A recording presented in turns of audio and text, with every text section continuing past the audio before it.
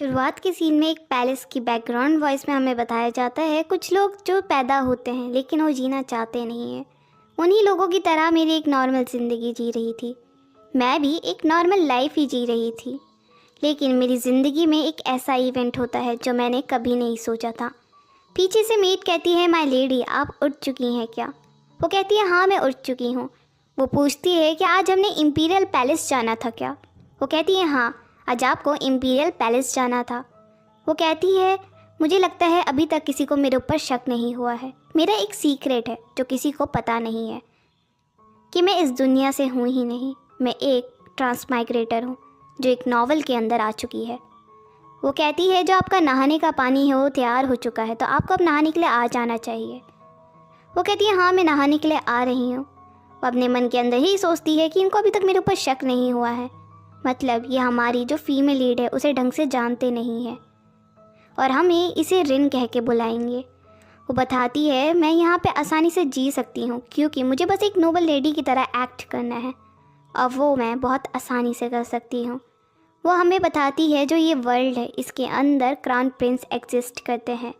जो नाइट हैं वो स्ट्रीट्स में देखे जा सकते हैं और जो यहाँ पे होली पावर और मैजिक एग्जिस्ट करता है। हमारी फीमेल लीड अपने आप को आईने में देखते हुए कहती है कि आपको पता है मैं एक मॉर्क्यूस की एक लौती बेटी और एक क्राउन प्रिंस की फियांसे हूँ। मैं यहाँ एक अच्छी ज़िंदगी जी सकती हूँ लेकिन मैं यहाँ कर क्या रही हूँ? मुझे नहीं लगता है ये ज़िंदगी है ये मेरी है, वो भी किसी और की ज़िंदगी जीना जिसे तुम कभी जानते ही नहीं हो। है ना, कितना अजीब लग रहा है ना?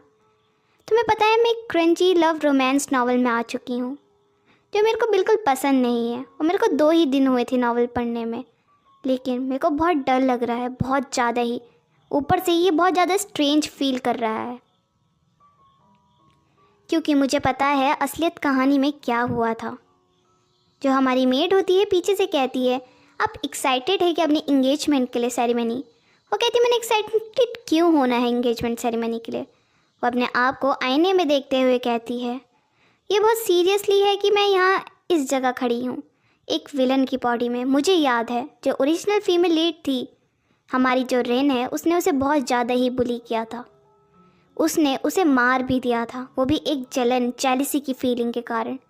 वो जेलिसी की फीलिंग एक ऐसी फीलिंग थी जिसने रेन को पागल बना दिया था क्योंकि जिस व्यक्ति से वो प्यार करती थी क्राउन प्रिंस उसने हेलिना से शादी कर ली। उन दोनों का वो प्योर लव था जिसके कारण वो एम्प्रेस बन गई, लेकिन उसे ये चीज़ हजम नहीं हुई। उसने कहा मैं उसकी फियांसे थी, मैं क्यों नहीं कर सकी उससे शादी? उस लो स्टेटस की विमेन ने क्यों की उससे शादी? नहीं, मैं किसी को नहीं छोड़ूंगी। हेलिना तुमने मुझसे एक ऐसी चीज़ ली है जो तुम्हें कभी नहीं लेनी चाहिए थी।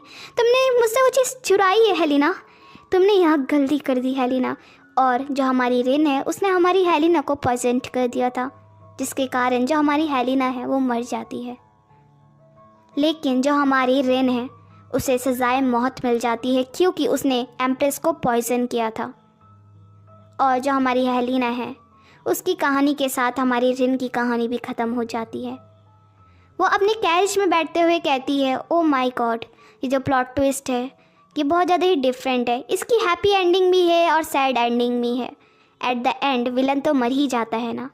क्या मतलब मुझे जल्द से जल्द मरना होगा कि मैं अपनी ज़िंदगी है ओरिजिनल लाइफ है उसमें जा सकूं, उसके लिए भले ही मुझे कुछ भी करना। स्टेटमेंट से मुकर रहे हैं है ना? और ये बात रही तो एक कप चाय की ही तो है, अपनी दोस्त को चाय देने में कौन सी बड़ी बात होगी। तभी हेलिना बोलती है कि आप रुकिए, आपको थोड़ा शांत होना चाहिए, आप यहाँ इतना ओवर रिएक्ट क्यों कर रहे हैं, आपको नहीं करना चाहिए। वहीं पे जो हमारी रेन होती है वो कहती है जो हमारी हेलिना है उसकी पर्सनैलिटी एक गॉडेस की तरह है जो सबके साथ अच्छे से रहती है, चार्मिंग है, हर कोई उसे पाना चाहता है। तभी जो हमारी फीमेल लीड होती है वो कहती है कुछ भी फ़र्क नहीं पड़ता है कि हेटर्स क्या कह रहे हैं, लेकिन जो हमारी हेलिना है उसे एम्प्रेस ने क्राउन प्रिंस के साथ इसलिए रखा है क्योंकि हमारी हेलिना उसकी नैनी है और जो उसकी स्माइल है वो एक ऐसी चार्मिंग स्माइल है जिससे जो मर्द हैं वो बहुत ज़्यादा ही अट्रैक्ट हो जाते हैं। लेकिन मुझे नहीं लगता है ये सब। तभी पीछे से कहते हैं ओ माय गुडनेस मुझे लगता है मैंने आप लोगों को डिसअपॉइंट कर दिया है यहाँ आके, है ना क्राउन प्रिंस? क्राउन प्रिंस ये आवाज़ सुनते ही कहते हैं जेसन। वो कहता है हे मेरे दोस्त लोग, आज ऐसी कौन सी पार्टी कर रहे हैं जहाँ मुझे नहीं बुलाया जा रहा है। क्राउन प्रिंस कहते हैं ओ तुम आ गए, तुम भी बैठो हमारे साथ। वो कहता है हाँ मैं तो चाय पीने ज़रूर आया हूँ माय हाईनेस, और ये थोड़ा ऑकवर्ड सा नहीं लग रहा है कि मैं यहाँ एकदम से आ गया, आपको अजीब सा नहीं लग रहा है। वो कहते हैं नहीं हमें कुछ अजीब नहीं लग रहा है। तभी वो हमारे जो जेसन होता है वो सामने की ओर देखता है। वो कहते हैं ओ सॉरी फॉर माई रूडनेस, यहाँ पे तो हमारी लेडी भी हैं, है ना। वो कहता है आपको पता है आपके बारे में मुझे एक बात कहनी थी। आप हमेशा की तरह खूबसूरत हैं जैसे आप पहले थी, लेकिन आपकी जो ब्यूटी है वो दिन पर दिन बहुत ज़्यादा इन्हेंस होती जा रही है। मैं अपने ऊपर कंट्रोल नहीं कर पा रहा हूँ। तभी जो हमारी रिन होती है वो कहती है आओ जेसन बैठो, और उसका फैमिली नेम कहती है। जेसन कहता है तुम्हें कोई ज़रूरत नहीं है मेरा फैमिली नेम लेने की, क्योंकि मैंने अभी जो ड्यूक डॉम है उसमें कोई बड़ा काम नहीं किया है। वो कहती मैं क्यों ना करूँ, क्योंकि मैं क्राउन प्रिंस की फियांसे जो हूँ, मुझे इतना तो करना ही पड़ेगा ना, क्योंकि कहीं ना कहीं मैं पॉलिटिकल अफेयर्स में इन्वॉल्व हूँ। वो कहती है जो क्राउन प्रिंस है वो जो अपने इमोशंस हैं उन्हें हाइड बिल्कुल नहीं कर पाएंगे। मुझे पता है वो यहाँ बहुत ज़्यादा ही गुस्सा होंगे और इसी का मैं फ़ायदा उठाऊंगी। क्राउन प्रिंस अपने टी को करते हुए बोलते हैं पहली चीज़ इसने फियांसे वर्ड को इतना लंबा खींचा, ऊपर से हेलिना के सामने, मुझे लगता है इसे जीने का बिल्कुल मन नहीं है। तभी जेसन होता है, वो कहता है महाराज आपको नहीं लगता है कि यहाँ पे बहुत सी आंखें हैं जो हमें देख रही हैं, आपको अपने इमोशंस को कंट्रोल करना चाहिए। हमारी जो रिन होती है वो कहती है ओ बात कौन कर रहा है जो अपने इमोशन को छुपा नहीं पाता है। क्राउन प्रिंस कहता है मुझे कोई फ़र्क नहीं पड़ता मुझे कौन देख रहा है। वहीं पे जो हमारी रिन होती है वो कहती है फ़र्क एक बुद्धिमान व्यक्ति को पड़ता है जो अपनी दुश्मनी इक्वल लोगों के साथ बनाता है। वो इनडायरेक्टली उसे टोन मार रही होती है कि तुम राजा नहीं क्राउन प्रिंस हो, तो अपनी लिमिट्स में रहो। ये बात सुन के जो क्राउन प्रिंस होते हैं वो बहुत ज़्यादा ही गुस्सा हो जाते हैं कि इस लड़की की इतनी जुर्रत कि ये मेरे से बात कर रही है, मैं क्राउन प्रिंस हूँ, भले ही इससे तो बड़ा ही ओहदा है मेरा। तभी वहाँ पे दिखाया जाता है जो चारों लोगों का ऑरा होता है वो उनके पास आ रहा होता है। वो कहती है ये लोग ऐसे ट्रीट कर रहे हैं मेरे को कि मैं कुछ हूँ ही नहीं, जबकि मैं इनकी बचपन की दोस्त हूँ। अगर ऐसा नहीं होता तो मेरी फीलिंग्स से उसे बहुत ज़्यादा हर्ट होता, लेकिन मैं असलियत में रिन हुई ही नहीं, तो मुझे कोई फ़र्क ही नहीं पड़ता है मेरी फीलिंग्स को कोई कितना भी हर्ट करना चाहे। मैं तो बस जल्दी से मरना चाहती हूँ, इस दुनिया से निकलना चाहती हूँ, मुझे इस दुनिया में नहीं जीना है, कोई मेरी फीलिंग्स को हर्ट ही नहीं कर सकता। जो रिन होती है वो चाय पीने के बाद कहती है मेरी चाय अब हो चुकी है, मुझे लगता है अब मुझे यहाँ से चले जाना चाहिए। पीछे से हेलिना की आवाज़ आती है मैडम। वो कहती है अगर तुम्हें पता नहीं है हम इंपीरियल पैलेस में हैं, यहाँ तुम्हें अच्छे से बात करनी चाहिए। अगर नहीं पता है तो तुम्हारे स्टेटस और पोजीशन मैटर करती है मैडम हेलिना। वो कहती है हाँ मुझे माफ़ करना कि मैंने आपसे इम्प्रॉपर वे में बात की, ये मेरी गलती है कि मैंने आपसे ऐसे बात की। तभी क्राउन प्रिंस कहते हैं हेलिना तुम्हें इसके सामने ऐसे बात करने की कोई ज़रूरत नहीं है, ये रिन ही तो है ना। और रिन को गुस्से में कहते हैं तुम हे गर्ल तुमने मेरे सामने इसको ऐसे कैसे सुना सकती हो, तुम्हें नहीं पता है मैं कौन हूँ, तुम दिन प्रतिदिन बहुत ज़्यादा अजीब सी होती जा रही हो। तुम्हें समझ आया है तुमने क्या कहा है अभी हेलिना को। वो कहती है पहली चीज़ तो मैंने जो कहा है सही कहा है। पीछे से हेलिना कहती है क्राउन प्रिंस आपको रुक जाना चाहिए, आपको इतना गुस्सा नहीं करना चाहिए, यहाँ मेरी ही गलती होगी जो मुझे रिन ने डांटा है। और हमें बताया जाता है जो हमारी हेलिना है वो बहुत ज़्यादा काइंड पर्सन है, उसका नेचर बहुत ज़्यादा काइंड है। क्राउन प्रिंस भी कहते हैं लेकिन ये लड़की, वो कहती है प्लीज़, वो कहते हैं ठीक है मैं तुम्हारी बात मान रहा हूँ, मैं इसे कुछ नहीं कह रहा हूँ, लेकिन हेलिना अगर तुम्हें कोई बुली करेगा तो मुझे ऐसे कैसे जाने दे सकती हो। वो कहती है यहाँ मेरी गलती है ना कि रिन की। वहीं पे जो हमारी हेलिना होती है वो कहती है रिन तुम तो जा रही थी ना। रिन कहती है हाँ मैं जा रही हूँ। और वह हमारी हेलिना की ओर देखते हुए कहती है मुझे पता है जिस लड़की का नेचर है वो काइंड है, इसे भगवान ने नहीं ऐसा बनाया है कि काइंड रहेगी सबके साथ, और जो मैं हूँ यहाँ पे इसे अगर हीट भी कर लूँ तो कोई बड़ी बात नहीं है। इसके पास इवन इतने लॉयल पर्सन हैं जो इसको हमेशा ध्यान रखेंगे, और मेरे पास हाँ क्या ही फ़र्क पड़ता है कोई मेरे को पसंद करे या नफ़रत करे, मैं अगर किसी को हेट भी करूँ ये कुछ मैटर नहीं करता है।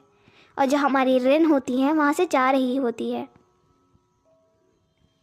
वो ऊपर वेदर की ओर देखते हुए कहती है जो ये मेरे कपड़े और मेरा मेकअप है और एक्सेसरीज़ है बहुत ज़्यादा ही भारी हो रही है, पता नहीं क्यों ये लोग इतना मेकअप, इतनी हैवी ज्वेलरीज पहनते हैं जो संभाली जाती ही नहीं। पीछे से बटलर पूछता है, माय लेडी आज का दिन आपका कैसा रहा? उसकी ओर देखते हुए सोचती है, क्या इसे बताना ज़रूरी है कैसा गया? तो उसको देखते हुए बोलती है, हाँ जो मेरा दिन था वो ठीक ठाक ही गया है, कुछ ज़्यादा खास नहीं है उसमें। ये चीज़ देख के बटलर भी समझ जाता है कुछ अंदर गड़बड़ हुई है। वो कहती है, अब चलो यहाँ से। और जो हमारी रिन होती है वो अपने पैलेस की ओर आ रही होती है और ऊपर वेदर को देखते हुए कहती है, वाओ आज का जो वेदर है वो कितना अच्छा है। तुम्हें पता है आज का जो वेदर है, आज के दिन अगर मैं आपको फांसी में लगा दूँ तो कितना अच्छा रहेगा। आज के दिन कितना मज़ा आएगा ना फांसी में लटकने में। अब आप सबको एक चीज़ बताऊँ, आप लोग सोच रहे होंगे मरना तो बहुत आसान चीज़ है ना। ऐसा मैंने भी सोचा था, मरना ही तो है मुझे, मैं अपने वर्ल्ड में पहुँच जाऊँगी। लेकिन ऐसा था नहीं, क्योंकि जब जब मैंने मरने का ट्राई किया मैं हमेशा उसमें फ़ेल हुई। आप लोग सोच रहे होंगे मेरी तरह ही कि मरना तो बहुत आसान है, तो तुम्हारे अंदर करेज नहीं रहा होगा मरने का।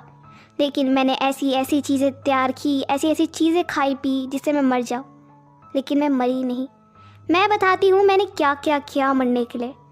मैंने मरने के लिए छत से कूदी, नीचे भी गिरी मैंने जहर भी खाया जो कोई सोच नहीं सकता था। और इवन मैंने जहर के साथ बहुत सारी स्लीपिंग पिल्स भी खाई थी। और मैंने अपने आप को स्टैप करने का भी सोचा था कि मैं अपने आप को चाकू से मार दूंगी, लेकिन इनमें से कोई भी काम नहीं आया। मैं बस जीती रह गई। क्यों? मैं बताती हूँ ऐसा क्यों हुआ। क्योंकि ये कहानी की जो स्टोरी लाइन है वो मुझे मरने ही नहीं दे रही है, वो हर चीज़ को चेंज कर देती है। क्योंकि उसे, जो हमारी हेलिना है, जब तक मैं उसे पॉइजन नहीं करूँगी तब तक मैं बची रहूँगी। वो याद करती है जब वो ऊपर से गिरी थी तो एक फार्मर ने उसे बचा लिया था। वो कहती है, ओ शिट आज का दिन बहुत बेकार है, मैं कल दोबारा ट्राई करूँगी मरने का। जब मैंने पॉइजन खाया था तो स्लीपिंग पिल्स की तरह काम किया और इवन जो मेरी मेट्स थी वो खुश हो गई थी कि मेरी जो लेडी है उन्होंने बहुत अच्छी नैप ली है। लेकिन उन्हें क्या पता कि मैं यहाँ जहर खा के बैठी हूँ। और मैंने जब चाकू मारने की कोशिश की थी अपने आप को तो उन्हें लगा कोई इंट्रूडर आया और उसने मेरे को चाकू मारा, लेकिन जबकि मैंने खुद को चाकू खुद ही मारा था। हमारी जो रिन होती है वो सब यही सोच रही होती है कि लोगों ने उसे उस टाइम इतनी अटेंशन देने लग गए। मुझे इवन अकेला भी नहीं छोड़ने लगे। पहले तो मैं अकेले रह भी लेती थी, अब वो भी नहीं। जब तक मैं स्टोरी लाइन को कंप्लीट नहीं करूँगी तब तक मैं अपने घर नहीं जा पाऊँगी। हाँ मुझे पता है बहुत ज़्यादा फ्रस्ट्रेटिंग फील होता है, उसके बाद मैं बहुत ज़्यादा फ्रस्ट्रेटेड होने लग गई थी। लेकिन आज नहीं, आज मुझे अपनी जो नियति है उसे बदलने के लिए कुछ ना कुछ करना होगा।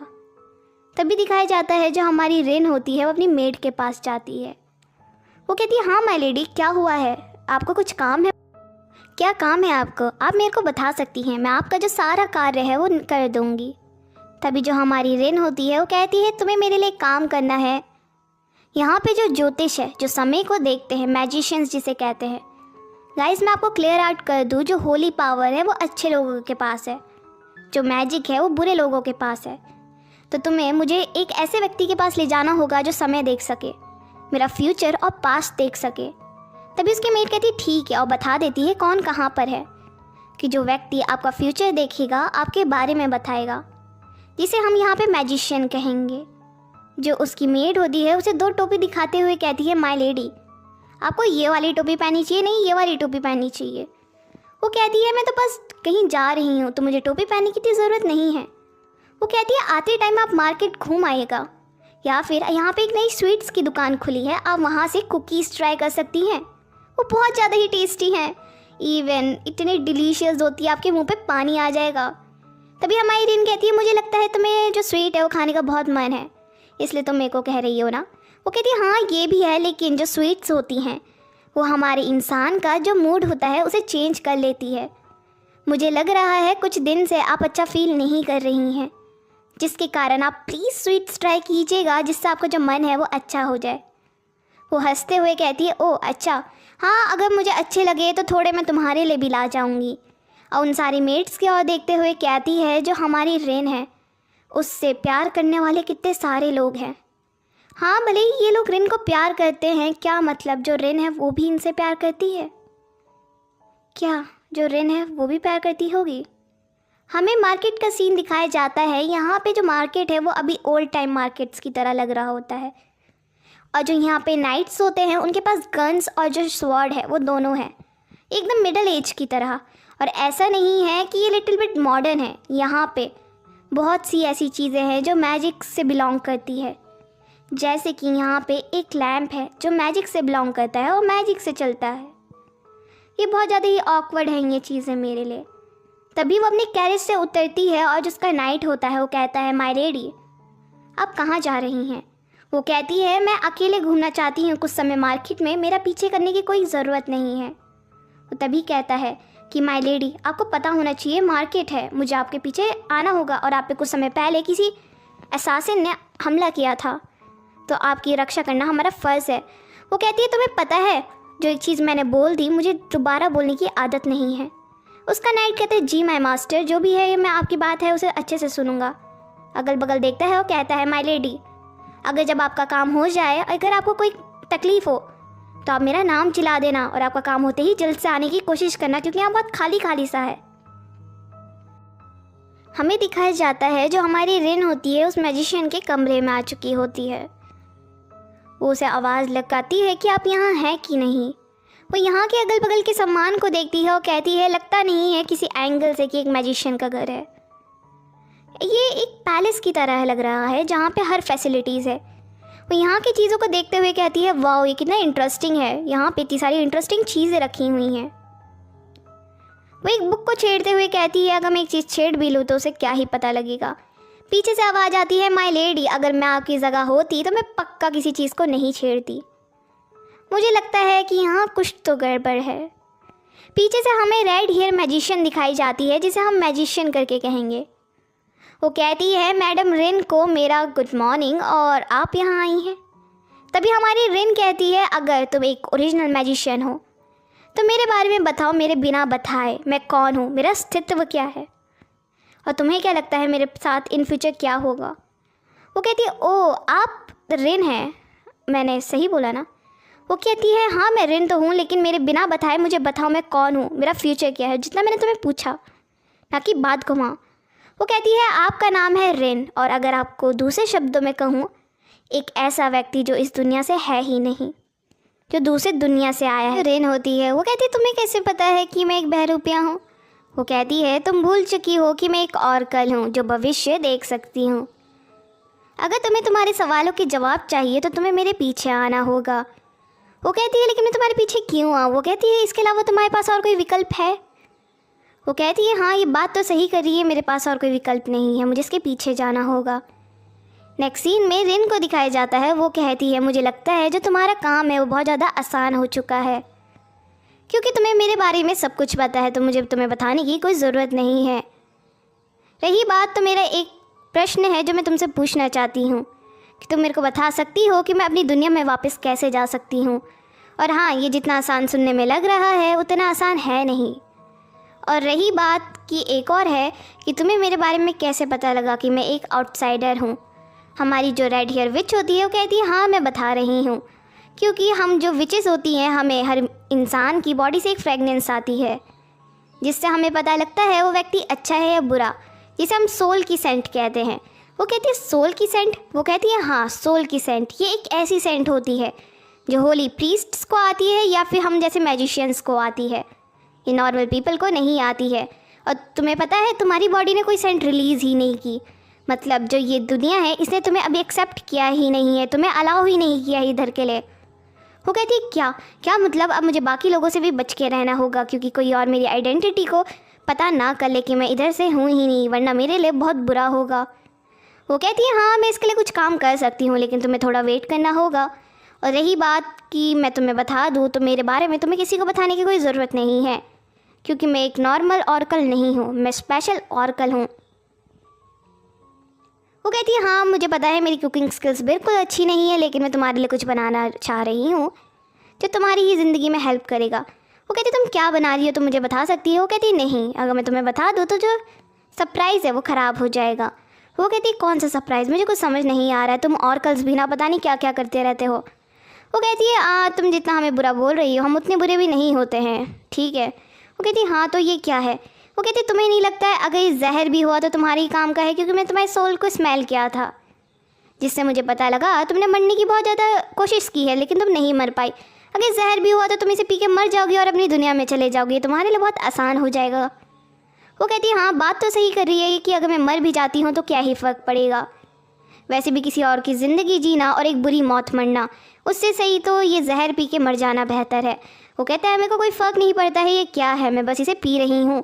ये जैसा भी बदबूदार स्मेल कर रहा है, मुझे ऐसा लग रहा है मेरी बॉडी में बहुत ज़्यादा वाइब्रेशन हो रही है, ऐसा लग रहा है मुझे बहुत सी चींटियाँ काट रही है और इसका स्वाद इतना गंदा क्यों है। हाँ मुझे पता है कि विचिस की कुकिंग स्किल्स अच्छी नहीं होती है, लेकिन इतना बेस्वाद, जहर में भी एक स्वाद होता है, ये तो उससे भी बेकार है। मैंने जहर भी पिया है, वो ज़्यादा अच्छा था इससे। वो कहती है ओ डियर हाइनेस, मुझे लगता है जो आपकी टेस्ट सेंस है उसकी RIP हो चुकी है, तो मुझे लगता है ये स्वीट आपको खानी चाहिए। वो कहती क्या तुम मेरे को स्वीट खिला रही हो? वो कह रही है हाँ मैं आपको स्वीट खिला रही हूँ, क्यों कुछ गड़बड़ है? वो कहती है नहीं कुछ गड़बड़ नहीं है। वो कहती है ओ हाँ तो आप इसे खा सकती हैं। वो कहती है ओ अच्छा, पहले तुमने मेरे को पॉइज़न दिया और अब तुम उसका एंटीडोट दे रही हो, है ना? तुम ये दिखाना चाह रही हो कि तुम बहुत ज़्यादा अच्छी हो। नहीं, वो कहती तो आपको क्या फ़र्क पड़ता है कि एंटीडोट है पॉइज़न, है ना? आपको बस खाने से मतलब होना चाहिए। वो कहती है जैसे कि आपको अभी तक पता लग चुका है कि मैं कोई नॉर्मल ऑर्कल नहीं हूँ, मैं हाई लेवल की ऑर्कल हूँ जो इस पूरे नेशन में एकलौती है और इसका नाम मैर्कियो है। वो लेकिन हम इसे जो हमारी ऑर्कल है वही कहेंगे। वो कहती है ओ अच्छा, मतलब कि तुम इस पूरी दुनिया में एक ही ऑर्कल हो। वो कहती है नहीं मैंने ऐसा नहीं कहा, मैंने ये कहा कि मैं पूरे नेशन में एकलौती ऑर्कल हूँ, मतलब यहाँ पे जो बाहर की ऑर्कल्स हैं वो दूसरे दूसरे नेशन में हैं, क्योंकि ये सारे प्रिटी बहुत रेयर होते हैं कि ये सारे एक साथ देखे जाए, और इवन ये बहुत अलग अलग नेशन में रहते हैं, दूर दूर रहते हैं, और बहुत रेयर लोगों पे ये जो पावर है या वेकन होती है बेसिकली फीमेल्स में।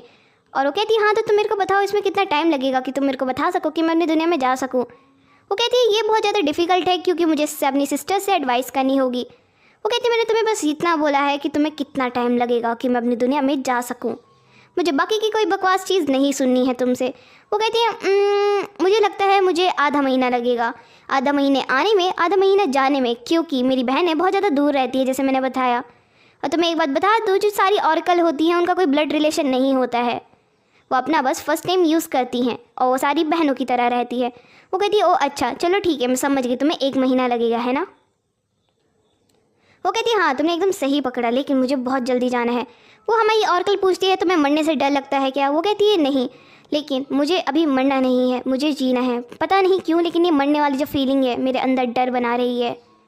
वो कहती है ओ अच्छा मैंने देखा, मुझे नहीं लगता है तुम इतनी ब्रेव हो जितना ब्रेव मैंने सोचा था, लेकिन मैं तुम्हारी मदद करने की पूरी कोशिश करूँगी मिस आउटसाइडर। वो कहती है हाँ ठीक है, लेकिन हमारी जो ये बीच की बात है मुझे लगता है तुम किसी को नहीं बताओगी, है ना? ऑर्कल कहती है हाँ मैं किसी को नहीं बताऊँगी ये चीज़ें, और ये तो मेरा पेशा ही यही है कि मैं लोगों के बारे में बताऊँ। वो कहती है तो अच्छी बात है, मुझे लगता है जो हमारी यहाँ की कन्वर्जेशन है ये ख़त्म हो चुकी है, मैं तुम्हें बाद में दोबारा देखना चाहूँगी। वो कहती है जाते टाइम तो तुम ये बता सकती हो कि तुम्हें कितने रुपए चाहिए ये सारे कार्य करने के? वो कहती है मैंने अपनी तरफ से कुछ पैसे दिए हैं, ये तुम समझ लो ये तुम्हारे काम के बदले है, क्योंकि मुझे नहीं लगता है तुम मेरे को बताने वाले हो इस काम के बदले तुम्हें कितने पैसे चाहिए, है ना? वो कहती है कि मुझे पता है कि तुम ये पैसे नहीं लेना चाह रहे हो, लेकिन मेरे को बिल्कुल पसंद नहीं है कोई व्यक्ति मेरे को ब्लैकमेल करे या फिर कोई मेरे जो सीक्रेट्स हैं उनको किसी और को बताने की कोशिश करे, तो उसके बदले ये पैसे हैं, जितने टाइम तुम्हारे पास पैसे रहेंगे तुम्हारा मुंह बंद रहेगा, है ना? वो ऑर्कल कहती है ओ अच्छा, अगर ये पैसे मेरी ज़िंदगी के उसमें है तो मैं ले सकती हूँ, क्योंकि मुझे पता है ये पैसे लेने के बाद जो मेरी ज़िंदगी है वो बहुत ज़्यादा टफ होने वाली है ना मिस आउटसाइडर? वो कहती है हाँ आई थिंक तुमने सही समझा है। वो कहती है ओ अच्छा, मुझे लग ही रहा था ये सब। हमारी जो रेन होती है वो उसको बोलती है कि तुम्हें अपने पास आईना रखना है, जब मुझे कांटेक्ट करना होगा मैं कर लूँगी। वो कहती है मेरा फर्स्ट टाइम था कि जो नॉवल की स्टोरी है उसके अलावा मैंने किसी और कैरेक्टर को देखा है, क्योंकि पूरी स्टोरी में उसने ऑर्कल के बारे में कहीं नहीं पढ़ा था। वो कहती है अभी तक इस मार्केट में कोई भीड़ नहीं थी, एकदम से इतनी सारी भीड़ कहाँ से आ रही है, यहाँ ऐसे क्या हो रहा है? व्हाटएवर, मेरे को क्या फ़र्क पड़ता है, मुझे जल्दी से वो स्वीट शॉप में जाना है, स्वीट लानी है और खा के निकल जाना है अपनी कैरेज की ओर। तो मुझे नहीं लगता है कुछ ज़्यादा लंबा समय लेगा, है ना? लेकिन ये इतनी भीड़ भाड़ एकदम से आ जाना, एक बेकरी के बाहर इतनी भीड़। ओ वेट, ये तो वही बेकरी है जिससे मेरी मेट ने बताया था कि यहाँ बहुत ज़्यादा ही डिलीशियस कुकीज़ मिलती हैं, लेकिन यहाँ इतनी भीड़, इतने लोग कुकीज़ और केक खाने के लिए आए हैं। मुझे लगता है मैं आज कुकीज़ वगैरह नहीं ले पाऊँगी, ना ही अपनी मेट के लिए ना ही खुद के लिए। तो मैं तो अब इस ऑर्कल के पास आती जाती रहूँगी, तो मुझे लगता है मैं फिर कभी जो स्वीट से ही लूँगी। वो कहती वैसे भी मेरे पास समय नहीं बचा है, अगर मैं जल्दी से पैलेस नहीं पहुंची तो मेरे लिए बहुत ज़्यादा गड़बड़ हो जाएगी और जो मैं नहीं चाहती हूँ। तो मुझे जल्द से जल्द पैलेस जाना होगा। हमें दिखाया जाता है जो हमारी रिन होती है वहीं से जा रही होती है, तभी वो किसी से टकराती है। बोलती है आउच, ये कौन है जो इतने स्ट्रांग है, जो मेरे पीछे एकदम से आ गया और मुझे पता भी नहीं लगा, और कितना दर्द कर रहा है मेरा साइड। मुझे नहीं लग रहा था इतना स्ट्रांग होगा। तभी वो दिखाया जाता है जो हमारी रिन होती है वो स्लिप होने लगती है। बोलती है क्या मेरी ज़िंदगी का सबसे पहला एम्बैरेसिंग मोमेंट आने वाला है मेरे सामने? क्या मैं अब सबके सामने गिरने वाली हूँ इधर? नहीं, मुझे नहीं गिरना है। तभी वो सोचते हुए कहती है नहीं, मतलब क्या मैं किसी और की बॉडी में एक फूल की तरह रिकार्नेट हुई हूँ? मैं सबके सामने अपनी बेइज्जती करवाने वाली हूँ अब यहाँ इतनी सारी भीड़ के सामने। तभी दिखाया जाता है पीछे से किसी लड़के ने उसे पकड़ लिया होता है। वो कहते हैं माय लेडी, मुझे लगता है अभी आपके साथ कुछ बुरा हो जाता अगर मैं आपको नहीं पकड़ता। वो कहती है हाँ आपने सही कहा, और उसे धन्यवाद कहने के लिए वो पीछे मुड़ने की कोशिश करती है। वो कहते हैं रुकिए रुकिए, आप आराम से, आपके पाँव में चोट लग जाएगी वरना। वो कहती है हाँ आपका धन्यवाद कि आपने मेरे को बचाया, मुझे नहीं लगता है कि इतना सब हो सकता था वरना। तभी उसकी ओर देखती है। वो कहती है ब्लैक हेयर टैन स्किन, अगर मैं इसे सही रिकॉग्नाइज कर रही हूँ, ये तो होली प्रीस्ट है, वो व्यक्ति जिसने हेलिना को बचाने के लिए अपनी सारी की सारी पावर लगा दी और मेरे को मारने के लिए, मेरे को हेल की याचनाओं को सहन करने के लिए, नर्क की सबसे बुरी याचनाओं को सहन करने के लिए, सबसे भयंकर प्रेयर्स की, इस व्यक्ति ने मेरी जान बचाई। नहीं, मुझे नहीं लगता है कि ऐसा व्यक्ति जो मेरे लिए हेल्थ की वो कर रहा हो वो मेरी जान बचा सकता है।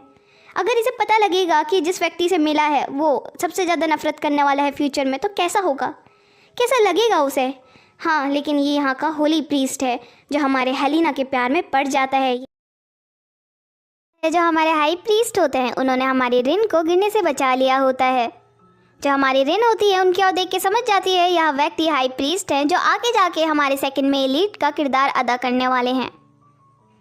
लेकिन ये व्यक्ति बहुत ज़्यादा चालाक है, मुझे देखते ही समझ जाएगा कि मैं कौन हूँ। उसके कान के पास आता है और कहता है कि तुम कौन हो। ये चीज़ देख के हमारी रिन एकदम शॉक हो जाती है। क्या इसे पता लग गया है कि मैं कौन हूँ? लेकिन ऐसा नहीं होना चाहिए था। वो कहता है मैं इसको बिल्कुल भी ब्रीथ नहीं कर पा रहा हूँ। क्या? वो कहती है इस व्यक्ति की आंखें इतनी तेज हैं जो ऐसा लग रहा है कोई मेरे अंदर खंजर घोंप रहा है। लेकिन ऐसा क्यों? क्या मैं इसके साथ फ्रैंक होकर सारी बातें बता दूँ और इससे मदद मांगूँ? नहीं, ये व्यक्ति मेरी कभी मदद करेगा ही नहीं, क्योंकि ये व्यक्ति हेलिना से प्यार करेगा आगे जाके। ये मेन कैरेक्टर है नॉवल का, क्योंकि ये हमारी हेलिना के प्यार में पड़ जाता है जो एक तरफा ही होता है। हेलिना जब मर जाती है उसको ज़िंदा करने के लिए अपनी पूरी शक्ति लगा देता है, और ये मुझे सेव करेगा? नहीं, क्या पता अगर मैं इसे बता दूँ ये मेरे को टेस्ट सब्जेक्ट बना ले कहीं का, या फिर क्राउन प्रिंस को बता दे और क्राउन प्रिंस तो इतना क्रेजी है मुझे क्रेजी डॉक्टर के पास या अबैंडन प्लेस में भेज देगा। नहीं, मैं ऐसा कुछ नहीं होने दूंगी अपने साथ। मैं इतनी ज़िंदगी भर ऐसे ही सहन करते हुए आई हूँ, मुझे मरना है लेकिन इतनी दर्दनाक मौत नहीं मरना है मुझे। वो कहती है आपको नहीं पता है मिस्टर हाई प्रीस्ट, आप पहले तो एक अनमैरिड वुमेन का रास्ता रोक रहे हैं और आपको अपनी मर्यादा के अंदर रहना चाहिए। आप मेरे बारे में कैसे पूछ सकते हैं किसी लड़की से कि वो कौन है? हाई प्रीस्ट एक्सप्लेनेशन देने की कोशिश कर रहा होता है। मैं उस वे में नहीं पूछ रहा था कि कौन हो तुम, मैं तो बस ये जानना चाह रहा था तुम्हारे अंदर से तुम कौन हो। लेकिन वो कहने में हिचकिचा रहा होता है। हमारी रिन कहती है कि सारे लोग हमें देख रहे हैं। हमें बताया जाता है लोग बात कर रहे होते हैं ये लड़की तो क्राउन प्रिंस के फियांसे है ना, ये लेकिन यहाँ क्या कर रही है, वो भी हाई प्रीस्ट के साथ, वो भी रोड में बात कर रहे दोनों। ऐसी कौन सी इतना अर्जेंट काम है? ये चीज़ हाई प्रीस्ट भी नोटिस कर लेता है कि हर कोई उन्हें देख रहा है, जिसके कारण वो अपना मुंह तिरछा करते हुए कहता है हाँ मुझे लगता है हमें फिर कभी बात करनी चाहिए। वो कहती है वेट, आपने पहले तो मेरी पूछताछ की और उसके बाद आप ऐसे डिनाई कर रहे हैं कि आपने मेरी पूछताछ की ही नहीं है। आप ऐसे कैसे कर सकते हैं? वो कहते नहीं, मैंने तुम्हारी पूछताछ नहीं की है, मैं तो एक प्रीस्ट हूँ, प्रीस्ट कैसे किसी की पूछताछ कर सकता है? वो कहती है आपको नहीं पता आपने कैसे की मेरी पूछताछ, आपने पूछा नहीं कि मैं कौन हूँ। वो कहते नहीं, ये पूछताछ थोड़ी होती है। वो कहती है अगर मैं आपके चेस्ट में हाथ लगा दूँ और फिर उसके बाद कहूँ ये हैरेसमेंट नहीं था तो आप क्या कहेंगे? वो कहते हैं अच्छा मैं समझ गया तुम क्या कहना चाह रही हो। वो कहती है तो आपको नहीं लगता आप यहाँ पे आपको गिल्टी होना चाहिए था इस जगह? वो कहता है हाँ मैं समझ गया, मुझे लगता है मुझे तुमसे माफ़ी मांगनी चाहिए, जो भी काम मैंने किया है उसके लिए मेरे को माफ़ कर देना, ये मेरी गलती है। हमारी हेलेना होती है स्वैग से जाते हुए कहती है हाँ जो तुम्हारी अपॉलजी है वो मैंने एक्सेप्ट कर ली है। वो कहती है आज तो मैं बच गई, लेकिन ये प्रीस्ट से मुझे दोबारा मिलना ही पड़ेगा क्योंकि ये हमारी कहानी के अराउंड रिवॉल्व करने ही वाला है, जिसके कारण मुझे इसके साथ अच्छे रिलेशन बनाने चाहिए कि मेरे आगे जाके कोई भी खतरा ना बने। लेकिन ये प्रीस्ट तो हेलेना के प्यार में रहेगा, तो मेरे को कहाँ ही कुछ सेव करेगा। जो हमारी रिन होती है वो कहती है मुझे हाई प्रीस्ट के साथ हॉनेस्ट रहना चाहिए था, मुझे सब बता देना चाहिए था जिसके कारण मुझे टेंपल की हेल्प मिल जाती। लेकिन अब मेरे पास वो अपॉर्चुनिटी नहीं है क्योंकि उस विच ने बोला था मेरे को अपने वर्ल्ड में जाने के लिए मरना ही होगा। तो चलो ठीक है, अब हम मरने का ही तय करेंगे क्योंकि टेंपल के पास इसका कोई सोल्यूशन तो होगा नहीं, अगर होगा तो हम बाद में देख लेंगे। मैं चाह रही हूँ हैब्रेस हम दोनों दोबारा बहुत जल्द मिले, जितना जल्दी हो सके। बाहर से नेट कहता है माय लेडी अब आपको उतर जाना चाहिए क्योंकि जो आपकी जगह है वो आ चुकी है। वो जो लेडी होती है वो कहती है हाँ क्या हुआ, तुम्हें कुछ कहना है? वो कहता है आपको पता है यहाँ पे ना नाइट की सेरेमनीज़ होती हैं जिसमें जो वीमेंस होती हैं वो जो नाइट्स होती हैं उनको अपने पर्सनल गार्ड के तौर पे नियुक्त करती हैं। आप चाहे तो आप भी कोई पर्सनल गार्ड ले सकते हैं जो आपके बहुत ज़्यादा मदद करेगा, लाइक प्राइवेट अफेयर्स में, पब्लिक अफेयर्स में, इवन आपकी सेफ्टी के लिए भी। वो कहती है हाँ तो ये सब क्या कहना चाह रहे हो तुम? तो मैं तो समझ गई कि मुझे तुम कह रहे हो मुझे एक प्राइवेट नाइट रखना चाहिए, है ना? लेकिन मेरा वहाँ जाने का मन नहीं है। अब मैं कहूँ तो, और रही बात किसी की ज़िंदगी अपने लिए बर्बाद करना, ये बहुत बेवकूफ़ी की बात होगी, है ना? और रही बात मैं नहीं चाहती हूँ जब मैं इस दुनिया से जाऊँ तो मेरे बहुत ज़्यादा लिंक हो, मैं नहीं चाहती हूँ लोग मेरे बारे में ज़्यादा जाने। तभी पीछे से नाइट कहता है आपको पता है माय लेडी कि लोग आपका नाइट बनने के लिए सपना देखते हैं। क्या मेरे लिए? वो कहता है हाँ, क्योंकि आप जैसी सुंदर लेडी का नाइट बनना ये सौभाग्य की बात होगी। आपको पता है यह बहुत से लोगों का रोमांस ड्रामा की तरह एक ड्रीम होता है। ये वाह, ये तो फिल्म में नहीं लग रहा है लोगों का मेरे नाइट बनने के लिए वो है। वो कहती है अगर मान लो कोई व्यक्ति सुंदर नहीं है तो कोई इसका नाइट नहीं बनना चाहेगा क्या? सुंदरता के लिए ये लोग अपनी जान देते हैं क्या? नाइट को तो अपनी ड्यूटी देनी चाहिए या फिर उसे काम करना ही नहीं चाहिए। मैं तो चाह रही हूँ, मैं तुम्हें एक एडवाइस दे रही हूँ, तुम अपनी ज़िंदगी जीना, ना कि मेरे लिए मरना। उससे सही तुम अपनी हंसी खुशी ज़िंदगी जियो, किसी के साथ घर बसाओ। ये बात सुन के जो नाइट होता है वो भी समझ जाता है जो हमारी रिन है उसे यहाँ कोई मतलब नहीं है इन चीज़ों से। हमारी रिन होती है वो सोच रही होती है जो हाई प्रीस्ट है उसे स्वीट्स खाना बहुत ज़्यादा पसंद है, लेकिन वो एक प्रीस्ट है जिसके कारण वो किसी के सामने ये नहीं दिखा सकता है उसे किस चीज़ में जॉय मिल रहा है। जब भी वो किसी शॉप में जाता था लोग उसे बहुत वियर्ड नज़रों से देखते थे। क्या ये हाई प्रीस्ट है? ये इतनी लग्जूरियस जगह में क्यों आया है?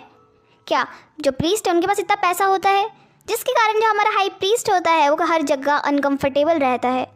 उसने आज दिन तक जो अपनी ओरिजिनल सेल्फ है वो किसी के सामने दिखाया ही नहीं, लेकिन एक दिन जो हमारी हेलिना है उसे वो कुकीज़ देती है और कहती है ये तुम्हारे लिए, मैंने तुम्हें देखा था कि तुम शॉप में आए थे लेकिन तुम कुछ ले नहीं गए। तो मुझे लगता है कि जो हमारे हाई प्रीस्ट उन्हें डेजर्ट पसंद आएंगे, लीफ डेजर्ट्स हैं।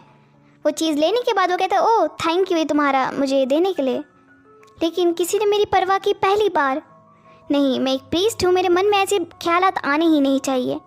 वो कहती है आपको पता है मुझे मज़ा आता है जब मैं अपने जो लोग हैं उनके साथ मिलके खाती हूँ। कहते लेकिन तुम बहुत लंबी लाइन में लगी होगी इसके लिए। वो कहती है नहीं ज़्यादा लंबी नहीं थी, लेकिन हम तो दोस्त हैं ना, दोस्त के लिए इतना कर सकते हैं। वो ब्लश मारते हुए उसे धन्यवाद कहता है। वो बोलता है फाइनली कोई मेरे को ऐसा मिला है जो मेरा टेस्ट समझता है, जो मेरे को समझता है, मेरी फीलिंग्स को समझता है।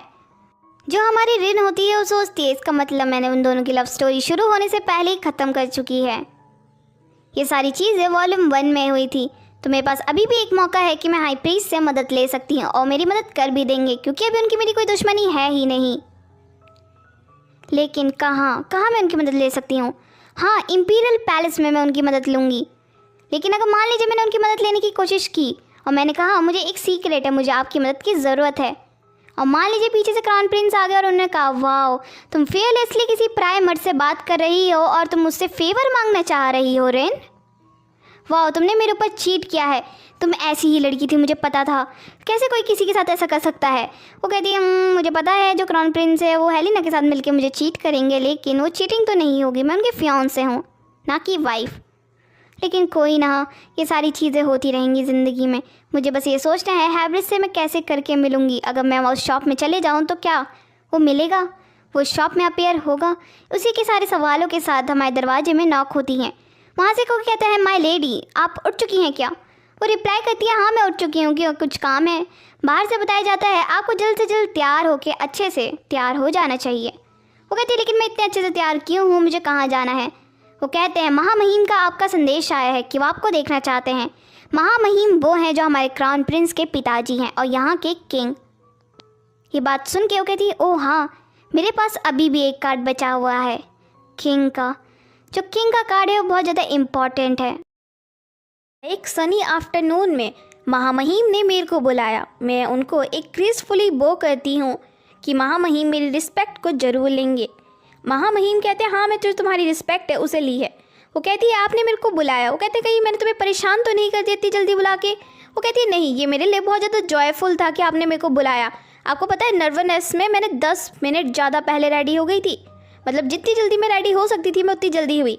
किंग कहते हैं जो तुम्हारी बात करने का तरीका है वो बहुत ज़्यादा ही सुधर चुका है, लेकिन मैं तुम्हें ये बात करने के लिए नहीं बुलाया है। वो कहते हैं रेन, तुम्हें पता है तुम्हारी बर्थडे सेरेमनी आने वाली है, जिसके कारण मैं चाह रहा हूँ जो तुम्हारी बर्थडे सेरेमनी है वो शाही महल में हो। हमारी रिन कहती है क्या शाही महल में? वो कहते हैं हाँ, तुम्हें पता है मेरा बेटा बेवकूफ़ है, वो क्राउन प्रिंस, उसके कारण बहुत से र्यूमर फैल रहे हैं, लेकिन मेरे को नहीं पता वो र्यूमर्स कौन फैला रहा है। अगर मुझे पता लगेगा तो मैं इसके ऊपर एक्शन लूँगा, और मुझे लगता है ये र्यूमर्स तुम्हारे पिताजी तक भी पहुँच गए होंगे जो यहाँ के मॉर्क्यूस हैं। वो कहती है मुझे नहीं लगता है कि अभी तक पिताजी तक ये खबरें पहुँची होगी, क्योंकि पिताजी ने अभी भी कोई एक्शन नहीं लिया है, लेकिन हमें बताया जाता है जो मॉर्क्यूस है उनके सब कुछ पता होता है। वो बस इसलिए चुप है क्योंकि उन्हें पता है कि जो शादी है वो हमारी रिन के साथ होगी, भले ही उनकी कितने अफेयर या कितनी मिस्ट्रेस हो, क्योंकि उन्हें पता है यहाँ पे जो सबसे स्ट्रॉन्गेस्ट नोबल फैमिली है वो हमारी रिन की है। उनकी पावर के बिना किंग कुछ नहीं है। रिन कहती है मुझे नहीं लगता है मेरे पिताजी को भी कुछ पता लगा है, और रही बात हमारे क्राउन प्रिंस की, तो मुझे नहीं लगता है वो इतने बेवकूफ़ हैं कि जो उन्हें सही गलत का ज्ञान नहीं है। वहीं पे जो हमारे किंग होते हैं वो कहते हैं वो जो हेलिना, तुम जानती हो उसे? वो कहती क्या आप हेलिना की बात कर रहे हो? कहते हाँ वही बच्ची। मैं तुम्हें बता दूँ जो क्वीन है उसकी जो मदर थी हमारी हेलिना की, वो उनकी मेड थी, और जो हमारे क्राउन प्रिंस की नैनी भी थी, जिसके कारण हेलिना उनके साथ ही रहती है। हम कहती है हाँ मुझे पता है, क्योंकि बचपन में हम चारों साथ ही खेलते थे, क्राउन प्रिंस, हेलिना और क्राउन जेसन। ये सब चीज़ देख के जो हमारे किंग होते बोलते अच्छा, लेकिन हमारी जो रिन होती है वो सोचती है ये व्यक्ति इतना ज़्यादा क्रूर है, इसने अपने बड़े बेटे को सजाए मौत दे दी, वो भी बिना किसी कारण के, और जो अपनी पत्नी है उसको भी मारने ही वाला था, लेकिन उसकी पत्नी प्रेग्नेंट थी जिसके कारण वो बच गई, और उसके पेट में और कोई नहीं क्राउन प्रिंस था। और जितना मुझे पता है जो रिन है वो सोच रही होती है ये व्यक्ति जितना अंदर से शांत दिखा रहा है उतना है नहीं, ये बहुत ज़्यादा ही चालाक व्यक्ति है, इससे जितना ज़्यादा दूर रहो उतना अच्छा है। लेकिन मुझे तो क्राउन प्रिंस के अंदर इंटरेस्ट ही नहीं है, तो मैं जेलस क्यों होगी? किंग कहते ओ अच्छा, मुझे पता लग गया कि तुम मुझसे इतनी भी क्लोज नहीं हो। अच्छी बात है, लेकिन उसे एक बात समझाते हैं जो वीमेंस होती हैं उनका सुंदर होना ही मेन चीज़ होती है, लेकिन अगर एक पुरुष के पास स्टेटस है तो वो सबसे ज़्यादा महान है। रिन तुम समझ रही हो मैं क्या कहना चाह रहा हूँ? रिन कहती हाँ मुझे समझ नहीं आएगा क्या? तुम ये कहना चाह रहे हो मैं किसी भी हाल में क्राउन प्रिंस को ना छोड़ूं कि जो तुम्हारी पावर है वो बनी रहे, लेकिन तुम्हें क्या लगता है मैं वो रिन हूँ?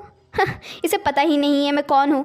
अब मैं बताऊंगी जो क्राउन प्रिंस है इसका ओहदा मेरे कारण बना है, लेकिन मुझे नहीं लगता है जो किंग है ये इस ओहदे के लिए इतने सुटेबल है, और जो किंग है इस चीज़ को दर्शाना चाह रहे हैं कि इसके बिना कुछ हो ही नहीं सकता है, और मुझे थ्रेटन करना चाह रहे हैं कि मैं जो हेलिना है उसके ऊपर कोई भी एक्शन ना लूँ, क्योंकि आगे जाके एम्प्रेस और क्वीन तुम ही बनोगी। और रही बात क्राउन प्रिंस की, तो जो तुम्हारे बैली से बच्चा होगा वही क्राउन प्रिंस बनेगा। ये बात सुन के रिन सोचती है मेरे को इंश्योर करवाना चाह रहा है कि मैं ही हूँ जो यहाँ पे हूँ, लेकिन ये बात तो सच ही है, जो वैसे भी अगर क्राउन प्रिंस किंग बन जाता है तो उसकी बहुत ज़्यादा कॉन्क्यूबाइंस होगी। वहाँ से हमारी रिन वापस आ जाती है, वो सोचने लगती है जो नाइट है उसने कहा था कि उसे पर्सनल नाइट रख लेना चाहिए। मुझे लगता है मुझे सोचना पड़ेगा पर्सनल नाइट के लिए, क्योंकि जो रॉयल फैमिली है उसके अंदर मेरा आना जाना बहुत ज़्यादा हो जाएगा। क्राउन प्रिंस भी मुझे अब गलत ही समझेगा क्योंकि मैं उसके पिताजी से मिल के आई हूँ, जिसके कारण अब मेरे को रखना पड़ेगा। लेकिन मैं नहीं चाहती हूँ कि कोई मुझसे ज़्यादा अटैच हो, क्योंकि मुझे पता है अगर मैं किसी से अटैच होंगी तो फिर छोड़ के जाना थोड़ा मुश्किल होगा, और मैं नहीं चाहती हूँ मैं कि किसी के लिए भी सबूत छोड़ के जाऊँ कि मैं इस दुनिया से हूँ ही नहीं। और ये बात सोचते सोचते हमारी रिन सोचती है मैं इतनी बकवास बातें क्यों सोच रही हूँ, क्योंकि मुझे पता है जो ये नाइट से इनका एम क्या है, मेरे साथ प्यार में होना और क्राउन प्रिंस की जो ओहदा है उसको छीन सकते हैं ये लोग, तो मेरे स्टेटस बहुत ज़्यादा मायने रखता है। वहीं पे जो हमारी रिन होती है वो कहती है तुम्हें दिखाई नहीं देता हेलिना, तुम ऐसे कैसे आ सकती हो, तुम 5 साल की बच्ची हो क्या? हेलिना कहती है मेरे को माफ़ करना, मैं तो तुम्हें सरप्राइज़ देना चाह रही थी। लेकिन वो कहती है ऐसे कौन सरप्राइज़ देता है? हेलिना कहती है ये तो मेरा छोटा सा तरीका था, मैं क्राउन प्रिंस को भी ऐसे ही करती हूँ। वो कहती है हमारी रिन क्राउन प्रिंस अलग है, तुम्हें पता होना चाहिए तुम किसके सामने क्या बात कर रही हो। ये चीज़ देखते ही वो कहती है और ये लड़की मेरे सामने नीचे गिरी हुई है, मुझे इसे उठाना चाहिए कि नहीं? और वो जो हमारी रिन होती है उसका रिन वाला नाम ले रही होती है ना कि फॉर्मल नेम, जिसके कारण हमारी रिन को गुस्सा आ रहा होता है। वो कहती है ये लड़की हमेशा बस मेरे लिए सरदर्द ही बनी रहती है, इसे समझ क्यों नहीं आता है कि ये जितना मेरे पास आने की कोशिश करेगी इसी का बुरा होगा। वो अपना हाथ बढ़ाती है और कहती है उठ जाओ तुम्हें ज़्यादा हर्ट तो नहीं हुआ है? मुझे लगता है मैंने कुछ ज़्यादा ही जान से तुम्हें मारा है जिसके कारण तुम्हें चोट लग सकती है। हमारी हेलेना कहती है नहीं मुझे क्या चोट लगेगी, मैं तो ठीक हूँ। लेकिन जो हमारी रिन होती है उसके हाथ में देखते हो बोलती है ओह तुम्हें चोट लगी है, मुझे लगता है तुम्हारी मेडिसिन लगानी होगी। तभी हमारी हेलेना रिप्लाई करती है इसमें कोई दिक्कत नहीं है, इंपीरियल डॉक्टर है वो मेरी जो चेकअप है वो कर देगा। वो कहती है तुम्हारा क्यों करेगा इंपीरियल डॉक्टर चेकअप? क्योंकि वो मेरे को पसंद करता है। रिन कहती है ओ मैं कैसे भूल गई कि हमारी स्टोरी की फीमेल प्रोटैगनिस्ट है, हर कोई इसे प्यार ही करेगा। और रही बात क्राउन प्रिंस की, वो तो ऑब्वियसली इसके पीछे लट्टू है। वहीं पे हमारी हेलेना कहती है रिन रुक जाओ, मुझे तुमसे बात करनी है, हम दोनों दोस्त हैं। हमारी रिन को इतना गुस्सा आ रहा होता है कि ये लड़की मेरे को मेरे नाम से कैसे बोल सकती है, इसे मेरा फैमिली नेम यूज़ करना चाहिए। वो कहती है तुम बस एक कॉमनर हो, तुम्हें मेरा नाम लेने की कोई परमिशन नहीं है। तुम्हें पता है मैं कौन हूँ? मैं क्राउन प्रिंस की फियांसे हूँ, तो तुम्हें अपने लिमिट में रह के बात करनी चाहिए। वहीं हमारी हेलेना प्यार से बोलती है क्या तुम इसलिए गुस्सा हो कि क्राउन प्रिंस मुझसे प्यार करता है या मैं उसके साथ घूमती हूँ? वो कहती है ये बात है ही नहीं, बात ये है मैंने कहा तुम्हें मुझसे तमीज़ से बात करनी चाहिए, मैं तुम्हारी कोई दोस्त नहीं हूँ। और रही बात क्राउन प्रिंस की, तो ऐसा व्यक्ति मेरे को यही नहीं जो मर्द मेरे पीछे ना आए उसके पीछे मैं क्यों भागूँ। वह ऐसा समझ रहा है कि मैं उसके पीछे भाग रही हूँ, नहीं मैं उसके पीछे नहीं भाग रही हूँ। अगर हमारी पॉलिटिकल मैरिज नहीं होती तो मैं उसके मुंह भी नहीं लगती। वहीं हमारी हेलेना कहती तुम इतना गुस्सा क्यों हो रही हो? अगर बात क्राउन प्रिंस की है तो मैं इसे छोड़ दूंगी, लेकिन तुम मेरी दोस्त बने रहना। वो कहती है ये लड़की ये सोच रही है कि मैं क्राउन प्रिंस के चक्कर से इससे दोस्ती तोड़ रही हूँ। उस क्राउन प्रिंस के लिए तो मैं अपना नाखून भी ना तोड़ूँ, लेकिन इसे कैसे बताऊँ कि आगे जाके इसी के लिए दिक्कत आने वाली है। वो रूडली रिप्लाई करती है कि मुझे से कोई फ़र्क नहीं पता है तुम क्राउन प्रिंस को छोड़ो या ना छोड़ो, क्योंकि वो पहले से ही मेरा है। पहली चीज़ तो मेरा फियांसे है और तुम दूसरे के फियांसे के ऊपर नज़र डाल रही हो। वो कहती ओह अच्छा मैं समझी तुम क्या कहना चाह रही हो। वो कहती ओह हाँ मैं कैसे भूल को तो हर कोई पसंद करता है, हर कोई इसकी मदद ही करेगा। मैं तो एक विलन हूँ, मैं हमेशा से विलन वाले ही काम कर रही हूँ, मुझे कौन ही बचाएगा। लेकिन ये लड़की अपनी क्यूटनेस से सबका मन मोह लेगी, लेकिन मेरा क्या होगा, मैं तो एक विलन हूँ ना। हाँ मेरे सामने तो हर कोई बस मेरे को मारना ही चाहता है, कोई नहीं चाहता है कि मैं ज़िंदा रहूं। लेकिन हमारी हेलेना का साइड उल्टा है। पीछे से आवाज़ आती है तुम्हारे अंदर इतनी जुर्रत कहाँ से आ गई? पहले तुम इंपीरियल पैलेस में आई और ऊपर से तुम किसे कह रही हो तुम्हें पता है? और उसका हाथ पकड़ते हुए बोलता है रिन मुझे तुमसे ये उम्मीद नहीं थी, मुझे लगा था तुम जितनी एरोगेंट हो अब तुम्हारा नेचर सुधर गया होगा, लेकिन नहीं, तुम दिन प्रतिदिन ऐसी व्यक्ति बनती जा रही हो जिससे मुझे सबसे ज़्यादा घृणा है। मैं नहीं चाहता हूँ कि तुम मेरी ज़िंदगी में आओ। तुम्हें पता है अगर मेरे पास ऑप्शन होगा हेलेना तुम में से, मैं ऑब्वियसली हेलेना को चूज़ करूँगा। अगर फिर भी मेरे पास ऑप्शन होगा तुम्हें बचाने का तो मैं तुम्हें कभी नहीं बचाऊँगा। लेकिन कहती ओह अच्छा ये व्यक्ति ये कहना चाह रहा है कि मैंने हेलेना को बुली किया। ओह वाओ, इसे लगता कैसे है ये सब चीज़ें कि मैं इसे बुली कर रही थी। है हमारी हेलेना खुद आई पीछे से और कहता है रही बात कि अभी हमारी शादी नहीं हुए, हम फियांसे हैं, कोई भरोसा नहीं कि तुमसे मेरी शादी हो कि नहीं हो। और रही बात मैं तो तुमसे शादी बिल्कुल नहीं करूँगा और मुझे पता है तुम्हारे पास एक ही टैलेंट है, मेरे पापा को अपनी फील्ड में करना, अपनी तरफदारी करवाना, अपने पीछे रखना, और तुम्हारे पास और कोई टैलेंट नहीं है। तुम्हें क्या लगता है अगर मैं चाहूँ भी तो तुमसे शादी करूँगा? ना, मैं कभी चाहूँगा ही नहीं। और उसका हाथ छोड़ देता। वो कहते हाउ डिस्कस्टिंग, मैंने किसका हाथ पकड़ा है ये, छी मुझे अब हाथ धोना पड़ेगा अपना, इतने गंदे लोगों से मैं कांटेक्ट में कैसे आ सकता हूँ। तभी जो हमारी हेलेना होती है वो पीछे से कहती अरे आप रुकिए, आप ऐसा क्यों कर रहे हैं, आपको रिन को इतना नहीं सुनाना चाहिए था, रिन मेरी मदद कर रही थी, मैं गलती से गिरी थी, इसमें रिन की कोई गलती नहीं है। ये बात सुन के क्राउन प्रिंस शॉक हो जाते, क्या तुम गिरी, क्या इस रिन ने गिराया तुम्हें? वो कहती नहीं मुझे रिन ने नहीं गिराया है, आप गलत समझ रहे हैं, जो हमारी रिन है वो तो मेरी मदद कर रही थी। क्राउन प्रिंस कहते अच्छा ये लड़की मदद, नहीं मैं मान ही नहीं सकता हूँ, क्या ये इंजरी इसने दी है तुम्हें? जल्दी से अपना हाथ दिखाओ, क्या तुम्हें ज़्यादा दर्द हो रहा है हेलेना? नहीं मुझे इंपीरियल डॉक्टर को बुलाना होगा। और उसका हाथ देखते हुए कहते नहीं हेलेना तुम्हें इसने बहुत टॉर्चर किया है ना, मैं इससे तुम्हारे लिए बदला लूँगा, मैं इसे जान से मार डालूंगा। हमारी हेलेना कहती है आप गलत समझ रहे हैं, इसने कुछ नहीं किया। तभी पीछे से एक आवाज़ आती नहीं मास्टर मैंने देखा था इस लड़की ने हमारी जो हेलेना है उसे नीचे गिराया था, जिसके कारण मैं आपको बुलाने गई थी कि आगे जाके हमारी हेलेना को ये ज़्यादा बुली ना कर सके।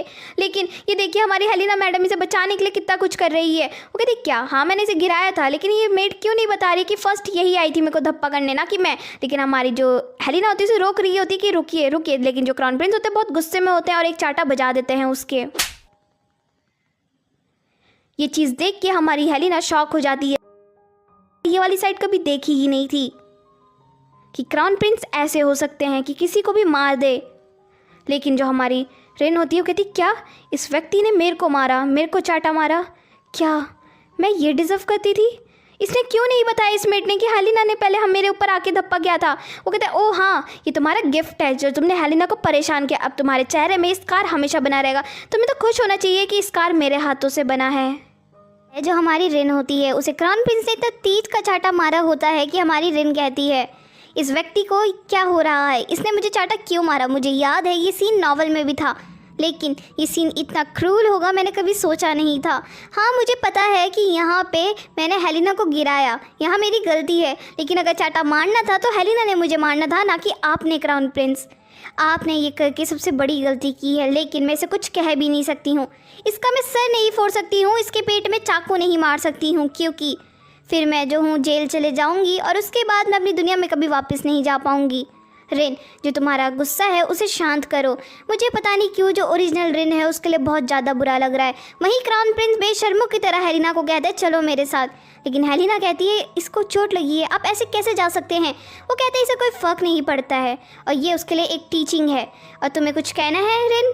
वहीं पर हमारी रिन पीछे से कहती है मुझे इतना सब कहना है जो तुम सुन ही नहीं पाओगे, तुम्हारे कानों से खून निकल जाएगा। तुम कह रहे हो कि मैं तुमसे फोर्सफुली शादी करना चाह रही हूँ। मैं तुमसे शादी नहीं करना चाह रही हूँ, मैं बस इंपीरियल फैमिली में शादी करना चाह रही हूँ। अगर तुम्हें इतनी दिक्कत है तो अपने पापा के पास जाके बोलो तुम्हें मुझसे शादी नहीं करनी है।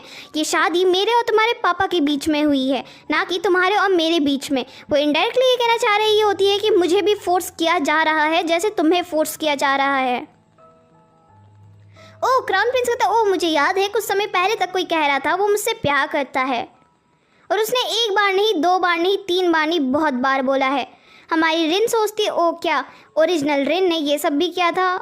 एरिस तुमने बहुत ज़्यादा किया है, जो हमारी रिन का नाम ही है, लेकिन मैं क्या कर सकती हूँ। मुझे जो रिन है उसकी फीलिंग को हर्ट नहीं करना होगा। मुझे याद है जो हेलिना है उसने आधी स्टोरी ख़त्म होने के बाद हमारी रिन को बताया था जो तुम्हारे अंदर फीलिंग है वो प्यार की फीलिंग नहीं है, वो कुछ और है।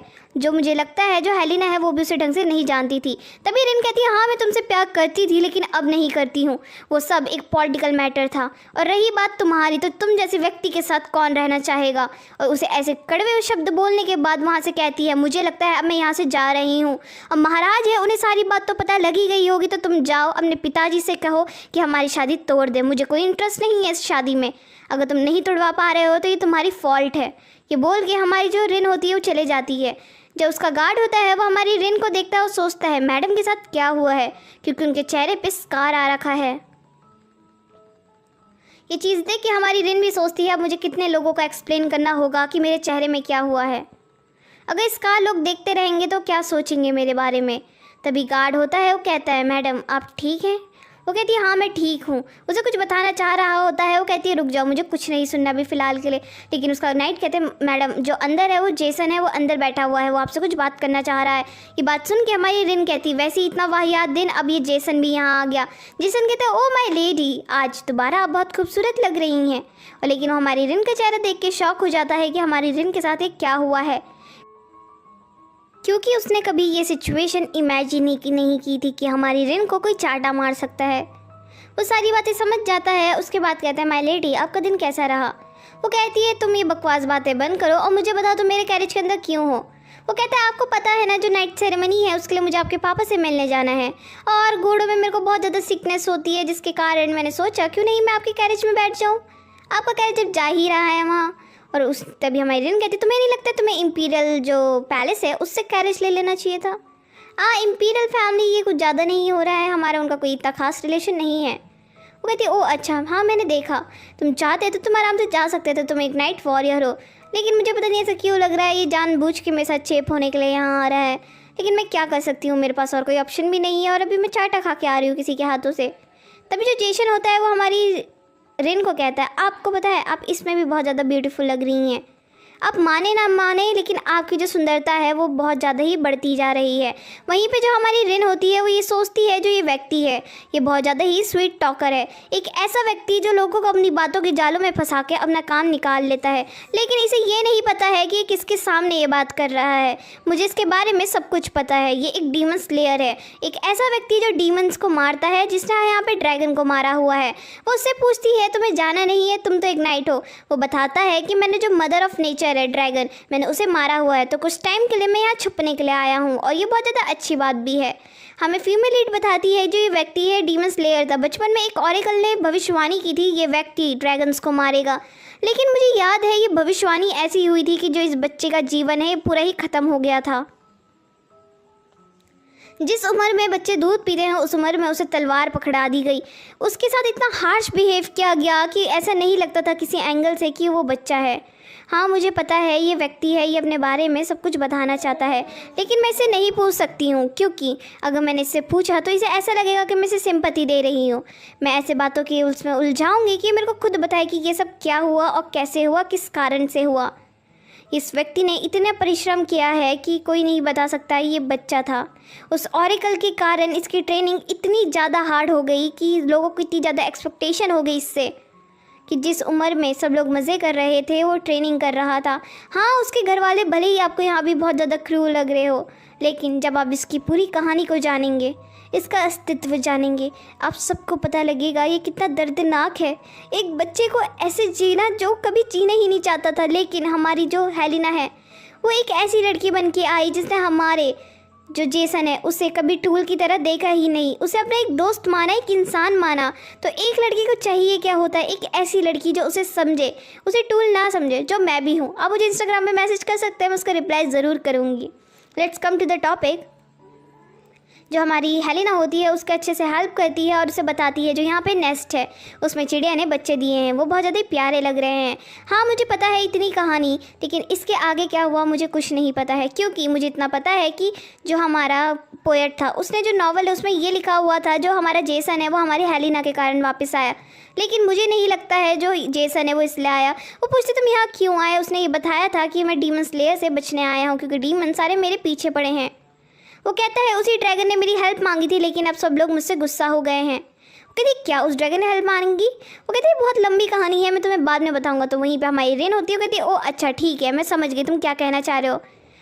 तो वो उससे पोलाइटली पूछने की कोशिश करती है कि तुम क्या बता रहे थे। वो कहता है जैसे कि मैंने बताया मैंने ड्रैगन को मारा, यहाँ मैं बचने आया हूँ कुछ समय के लिए कि मेरे को शेल्टर मिल जाए, जिसके कारण मैं यहाँ आया हूँ। ऊपर से यहाँ जो ड्यूक डॉम है उसमें जो नाइट सेरेमनी है वो हो रही है।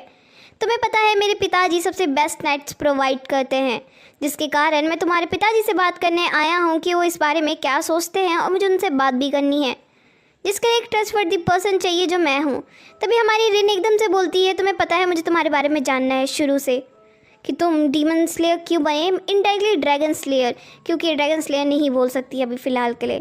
तो कहता है तुमने इतना इंटरेस्टिंग क्वेश्चन पूछा, मुझे नहीं लगा था किसी को मेरी कहानी जानने में इंटरेस्ट होगा, लेकिन मुझे नहीं लगा था आप जैसी लेडी कभी मेरे ऊपर इंटरेस्ट लेगी, क्योंकि जितना मुझे पता है रिन एक ऐसी व्यक्तित्व की औरत है जो क्राउन प्रिंस के पीछे रहती है। उसे कोई फ़र्क नहीं पड़ता है सामने वाले पे क्या बीत रही है, क्या हो रहा है। वो कहता है मैं तुम्हें स्टार्टिंग से बताता हूँ कि तुम्हें याद होगा कि एक ऑरेकल आया था जो उस टाइम में बहुत ज़्यादा ही फेमस था। उसने एक भविष्यवाणी की कि जो मेरा बेटा है वो एक ड्रैगन स्लेयर बनेगा, लेकिन जो मेरे पापा हैं उन्होंने ये सब चीज़ सुन ली, जिसके कारण उन्होंने मेरे को उसी टाइम से ट्रेनिंग करना स्टार्ट करवा दिया जब से उन्हें पता लगा ये ड्रैगन स्लेयर बनेगा। लेकिन मुझे अब जाके रियलाइज़ हो रहा है कि उन्होंने मेरे भले के लिए किया। मुझे बताइए तुम्हें पता होगा, चलो आगे चलते हैं। मैंने उस उम्र में तलवार पकड़ ली जिस उम्र में बच्चे टॉयस पकड़ते हैं। मैंने सबको प्रूव करने की कोशिश की कि मैं बहुत ज़्यादा अच्छा हूँ, लेकिन तुम्हें पता है मेरी जीने की उम्मीद क्या थी? हेलिना, उसके कारण मैं वापस आया था। कभी मेरे मन में ऐसे ख्याल आता था अगर मैं इस दुनिया में रहूँ ही ना तो क्या होगा, मुझे जल्द से जल्द ये सारे टास्क ही कंप्लीट करने होंगे, वरना मेरी जो ज़िंदगी है वो और जहन्नम में बन जाएगी। ये सारी बातें सोचते हुए कहता है काश मैं डिसअपीयर हो जाऊँ, एक ऐसी दुनिया में चले जाऊँ जहाँ मेरा कोई अस्तित्व का व्यक्ति हो ही ना, मैं एक नॉर्मल लाइफ जीऊँ, कोई मेरे सामने ना हो, मेरा कोई अतीत ना हो, बस मैं ऐसे जीना चाहता हूँ, सब कुछ छोड़ छाड़ के एक ऐसी ज़िंदगी जिसमें प्यार हो, मेरे को कोई प्यार करे, कोई ऐसा व्यक्ति जो मुझसे प्यार करे। जेसन होता है वो हमारी रिन को कहता है आपको नहीं लगता है अब हम दोनों बहुत ज़्यादा क्लोज हो चुके हैं तो हमें फॉर्मली बात करने की कोई ज़रूरत नहीं है।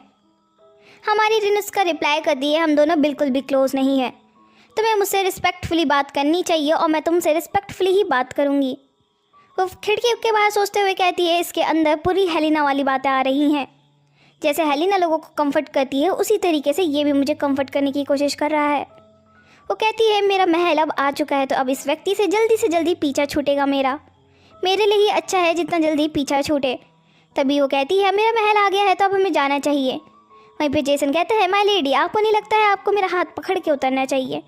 वो कहती है ओह अच्छा, ऐसी भी फॉर्मेलिटीज़ मुझे करनी पड़ेगी। तभी वो कहता है मैडम। वो कहती क्या हुआ? वो कहता है आपको नहीं लगता है जो उन 2 बच्चों ने किया आपको उन्हें माफ़ कर देना चाहिए। यहाँ पे वो 2 बच्चे सिग्निफाई कर रहे हैं हेलिना और क्राउन प्रिंस की ओर। वो कहता है उन दोनों बच्चों ने कभी महल से बाहर की दुनिया नहीं देखी है, जिसके कारण उन्हें नहीं पता है।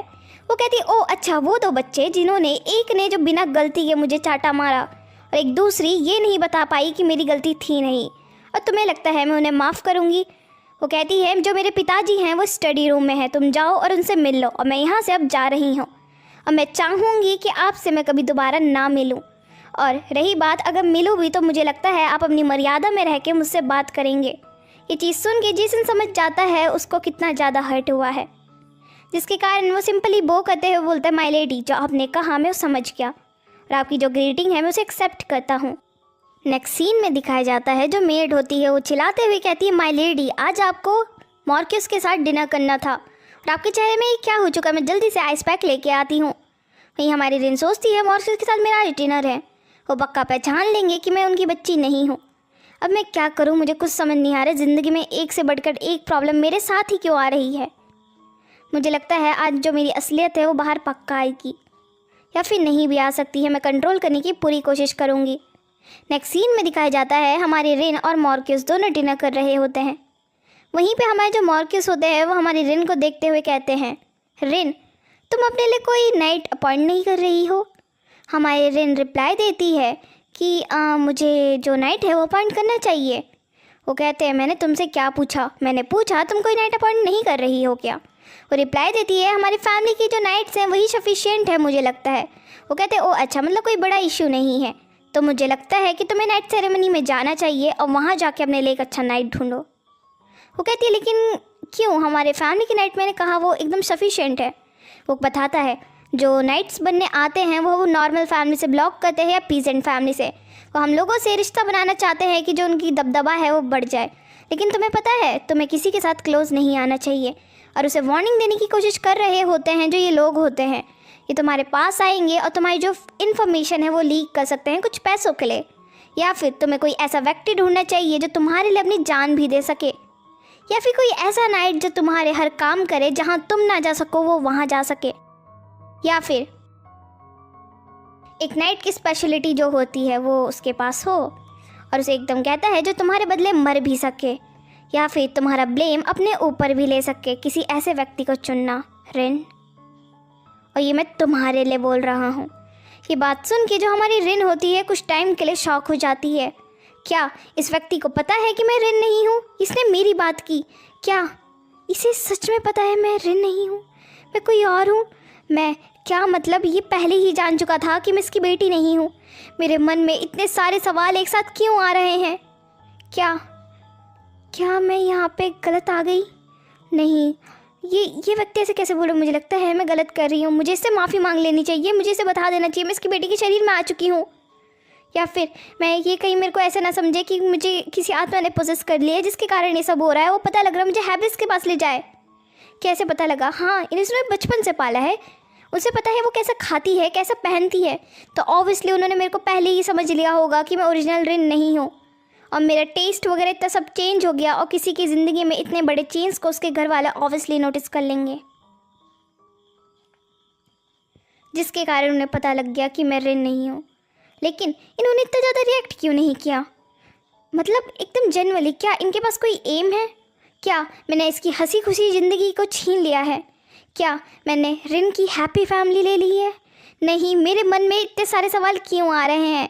क्या वो हैब्रिस को बुलाएंगे अब कि मैं कौन हूँ ये पता करने, या मेरे अस्तित्व के बारे में जानने? जब हैब्रिस आया था तभी मैं डरी थी इतना, और मेरा दूसरी टाइम है जब मैं इतना ज़्यादा डर रही हूँ और गिल्टी फील कर रही हूँ। मुझे समझ नहीं आ रहा है मैं इतना ज़्यादा गिल्टी फील क्यों कर रही हूँ अपनी ज़िंदगी में, जबकि मेरी कोई गलती ही नहीं है। यहाँ मैंने रिन की ज़िंदगी चुरा ली है, और उसके पिताजी, उसकी माँ, हर किसी को ले लिया है मैंने। मुझे समझ नहीं आ रहा है मैं कैसे करके माफ़ी मांगूँ, और उसके पिताजी बिना कुछ बोले उसको देखते हुए चले जाते हैं, उसके साइड से एक्सप्रेशन को देख के। उसके कंधे में हाथ रखते हैं और ये जताना चाहते हैं मुझे तुम्हारे बारे में सब पता है, तुम्हें टेंशन लेने की कोई ज़रूरत नहीं है। इस तरीके से वो बोलना चाह रहे हो। हमारी बेरिन देखती है, वो कहती है मेरे को कंफर्ट करके गए, क्या इन्हें नहीं पता मेरे बारे में या सब कुछ पता है? लेकिन गाइज इसके पिताजी को पता है कि ये रिन नहीं है, मैं ये क्लियर आउट कर दूँ। और उनकी और नवी आंखों से देखते हुए बोलती क्या क्या रिन मेरी जगह चली चुकी है मेरी बॉडी के अंदर? क्या मेरे माता पिता मुझे ढूंढ रहे होंगे? माँ, या मैं मर चुकी हूँ? मैं बहुत याद करती हूँ अपने परिवार को। मेरे पिताजी मुझे ढूंढ रहे होंगे, मेरी माँ रो रही होगी। क्या मैं ज़िंदा हूँ या मैं वहाँ मर चुकी हूँ? नहीं, मुझे कुछ समझ नहीं आ रहा है। क्या मेरे घर वालों को पता नहीं लगा कि अभी तक मैं मिसिंग हूँ? क्या क्या मेरे साथ ही ऐसा होना था? मेरे घर वाले क्या सोच रहे होंगे? उनकी बेटी के साथ क्या क्या हुआ होगा? मैं इस नावल में फंस गई और रिन कहीं मेरी जगह हो। नहीं, मेरा मन क्यों नहीं मेरे कंट्रोल में आ रहा है? मुझे तो रोना क्यों आ रहा है? मुझे बस रोना है। मेरी ज़िंदगी जिसको मैं चाहती थी वो मेरे से दूर जा रही है। और ये चीज़ उसकी मेड भी देख रही होती है कि हमारी रिन कितना ज़्यादा रो रही है। उसे कंफर्ट करना चाहती है, गले लगाना चाहती है कि मैम आप मत रोइए। रिन के आसपास इतने लोग हैं जो उससे प्यार करते हैं। वो बताना चाहती है आप स्पेशल है, आप यूनिक। जो एमा होती है वो कहती है मैं आप लोगों को बताती हूँ मुझे रिन के ऊपर संदेह कैसे हुआ कि असली रिन नहीं है। जब हमारी रिन कुछ भी चीज़ सोचती है उसके जो हाथ हैं वो जो टेबल पे टैप टैप करते हैं, लेकिन वो टैप टैप नहीं होने लगे। और जो हमारी रिन है जब वो सुबह उठती थी तो सबसे पहले एक वार्म वाटर का गिलास पीती थी, लेकिन वो गर्म पानी पीना छोड़ दिया उसने। वो इतने ख्यालों में गुम रहने लगी किसी के, जो मुझे समझ ही नहीं आया कौन है। तब मैंने एक दिन उससे पूछा माय लेडी आप खाने में क्या खाएंगी? वो कहती है हाँ तुम्हें जो बनाना है बना लो। तो हमारी एमा पीछे से कहती है माय लेडी मेरा कहने का ये तात्पर्य है आप ज़्यादा तीखा खाएंगी या नॉर्मल खाएंगी? जो हमारी रिन है वो कभी तीखा खाना खाती ही नहीं थी, लेकिन उस दिन पता नहीं क्या हुआ कि हमारी रिन ने तीखा खाना खाया। और ऐसा नहीं कि उसने नॉर्मल क्वांटिटी में खाया हो, उसने बहुत ज़्यादा खाया। हमारी जो रिन है वो अपना फिगर मेंटेन करने के लिए बहुत ज़्यादा कम खाना खाती है, और उसे सडनली भूख लग जाना, वो भी ऐसी वैसी नहीं, बहुत ज़्यादा। और वो यहाँ के खाने को एंजॉय नहीं कर रही थी, मुझे ऐसा लग रहा था। जो खाना कुछ समय तक उसका फेवरेट था वो उसे बिल्कुल पसंद नहीं आ रहा अब। तब मुझे पहली बार संदेह हुआ कि ये रिन नहीं है, ये कोई और है।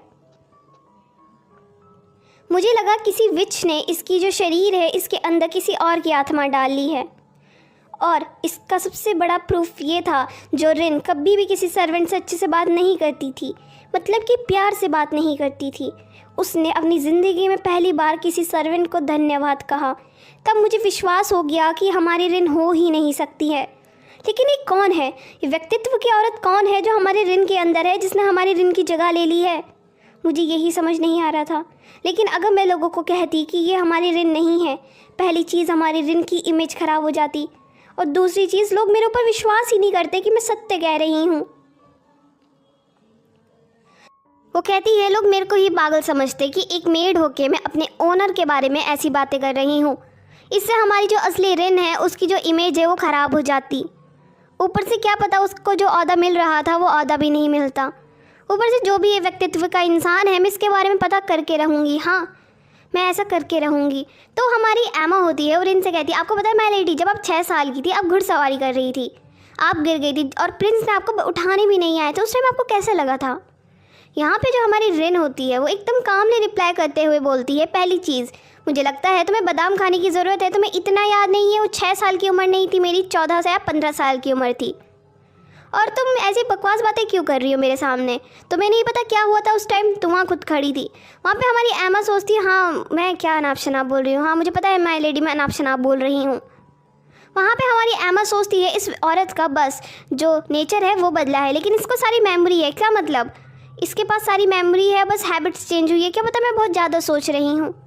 किसी किसी की पेन के कारण भी हैबिट चेंज होती है। क्या पता ये मेरी ही लेडी हो जो मैं गलत ले रही हूँ। वो सोचती है अगर इसके शरीर में कोई और भी है तो मैं उसे चेंज करके रहूँगी किसी विच के कारण। मैं विच से बोलूँगी जो हमारी असली रिन है उसको इसकी बॉडी के अंदर डाल दो या फिर इस आत्मा को कहीं दूर भेज दो।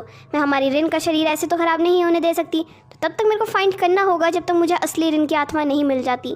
लेकिन तभी वो किसी चीज़ की आवाज़ सुनती है बाहर से। वो कहती है ये क्या हुआ, ये कौन है, इतनी सनसनाहट की आवाज़ क्यों आ रही है मुझे।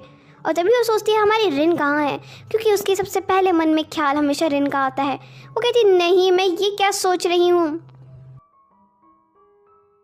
मुझे अपनी जो लेडी है उसके लिए ये सब काम करना चाहिए। मुझे नहीं लगता मुझे करना चाहिए। अगर मार्कस को पता लगा कि मैं विचेस से मिल रही हूँ तो सारा संदेह मेरे ऊपर करेंगे। लेकिन तभी वो अपनी जो लेडी है उसे बाहर जाते हुए देखते हुए कहती है जो हमारी लेडी है वो तो रात को कभी बाहर निकलती ही नहीं है, ऊपर से उन्हें रात का अंधेरा बहुत ज़्यादा खाता है। लेकिन ये व्यक्तित्व की औरत बाहर क्यों जा रही है, यहाँ पे हमारी रिन के बारे में ही बात कर रही है। वो कहती नहीं, कहीं कुछ गड़बड़ तो नहीं है, कहीं वो अपने लवर से तो मिलने नहीं जा रही है। नहीं, मैं क्या सोच रही हूँ ये सारी बकवास बातें। उन्होंने क्राउन प्रिंस के अलावा किसी और से प्यार किया ही नहीं है। वो जाती है और कहती है जब किसी ने उसे स्टैब किया था तो मैं इतना डर गई थी, मैंने कहा था माय लेडी, मेरी लेडी को किसी ने स्टैब कर दिया है, प्लीज़ बचाइए। लेकिन जब से ये सारी चीज़ें हो रही है मेरी लेडी का पूरा नेचर बदल चुका है। क्या पता हैबिट, हम कहते हैं जब किसी की मेमोरी लॉस होती है तो उसकी हैबिट सेम रहती है, लेकिन यहाँ तो हैबिट ही चेंज हो रही है। और ये चीज़ देखते हुए एमा नीचे की ओर आती है और कहती है माय लेडी आप कहाँ हैं, अभी तक तो आप यहाँ थे, क्या मतलब कोई और ही है ये व्यक्ति, कोई जासूस तो नहीं है हमारी रिन की तरह दिखने वाला। नहीं, मुझे जल्दी से जाके ये सारी चीज़ें देखनी होंगी, हमारी रिन करना क्या चाह रही है। और ऊपर से उस प्यारी रिन को तो अंधेरे से इतना ज़्यादा डर लगता था। वो एक लैम्प लेते हुए बहुत तेज़ी से दौड़ते हुए जाती है माय लेडी आप कहाँ हैं, मैं किसी को नहीं बताऊंगी आप क्या कर रही हैं, आप प्लीज़ मेरे पास आ जाइए माय लेडी। ऐसे चिल्लाते हुए पूरे जंगल में उसको ढूंढने की कोशिश कर रही होती है बट उसे कोई नहीं मिलता। लेकिन उसे एकदम से आभास होता है जो हमारी लेडी है वो इस तरफ के लिए जा सकती है। नहीं, वो इधर के लिए जा सकती है, मैं क्या करूँ मुझे समझ नहीं आ रहा है। एमा तुम जैसी पागल औरत यहाँ क्या करेगी, यहाँ तुम्हें खुद समझ नहीं आ रहा तुम्हारी लेडी कहाँ है। अपने आप को इतनी सारी गालियाँ देने के बाद वो सोचती है नहीं, मुझे कामली और अच्छे से देखना चाहिए हमारी लेडी कहाँ है, इससे मुझे असलियत में ज्ञात होगा कि वो सच्चाई में कहाँ गई हैं। और इधर उधर देखती है तो उसे एक शोर की आवाज़ आती है, जैसे कि कोई पट्टे से कोई खेल रहा हो या फिर कोई झाड़ियों में दौड़ रहा हो, कुछ ऐसी आवाज़। और तभी वो देखती है वहाँ पे हमारी रिन होती है। वो कहती है माय लेडी आप कहाँ जा रही हैं। ये चीज़ देख के रिन और तेज़ से भागने लग जाती है और ये चीज़ देख के हमारी अम्मा डर जाती है। क्या ये अपने आप को हार्म करने की कोशिश कर रही है, उसके पीछे जाने की कोशिश कर रही होती है। वो कहती क्या किसी आत्मा का साया तो नहीं है ये क्या हो रहा है, हमारी रिन ऐसे क्यों जा रही है, हे प्रभु ये हो क्या रहा है। इस तरह तो हमारी रिन के ऊपर बहुत ज़्यादा लांछन लग जाएंगे, लोग कहेंगे ये पागल हो चुके, इनसे कोई शादी नहीं करेगा। ये सारी बातें उस समय मेरे दिमाग के अंदर चल रही थी। लेकिन से अलग चीज़ हुई, मैं रिन के पास गई और मैंने कहा माय लेडी। वो अपनी ही धुन में कुछ बड़बड़ा रही थी, माँ मैं आपसे बहुत ज़्यादा प्यार करती हूँ, मुझे पता है यहाँ मेरी गलती है, मैं आप लोगों के साथ नहीं हूँ, आपके छोटे मोटे एक्सपेंसेस उठाने थे मुझे आप लोगों को जो चीज़ें चाहिए थी वो दिलानी थी, मैं बस ओवर टाइम कर रही थी, यहाँ मैं कैसे आई मुझे कुछ नहीं पता माँ। और ये चीज़ देख के हमारी एमा कहती है माय लेडी आपको क्या हुआ है। हमारी रिन कुछ नहीं कहती और वो कहती है माँ आपको पता है मैं आपके हाथ के खाने का इतना वेट कर रही हूँ, मुझे आपके हाथ का खाना खाना है, मैं इस दुनिया से वापस जाना चाहती हूँ अपनी दुनिया में। एमा कहती है माय लेडी आप मुझे बता सकती हैं क्या हुआ है। हमारी रिन कहती है मॉम मुझे खाना खाना है, मुझे फ्राई राइस प्लस किमची खाना है, मुझे इतना तीखा खाना खाना है कि मेरी आंखों से आंसू निकल जाए।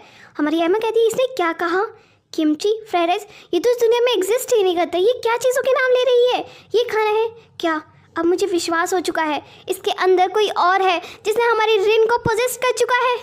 नहीं मैं क्या करूँ अब यहाँ। और रिन वहाँ ऐसा कहती है तुम्हें पता है मुझे अपनी दुनिया में जाना है, कुछ भी हो मुझे किसी और की ज़िंदगी नहीं जीनी है, मुझे मरना है। और ये चीज़ देख के वो कहती है मॉम हमारी रिन की मदर तो पहले ही मर चुकी थी और ये मॉम कौन कह रही है।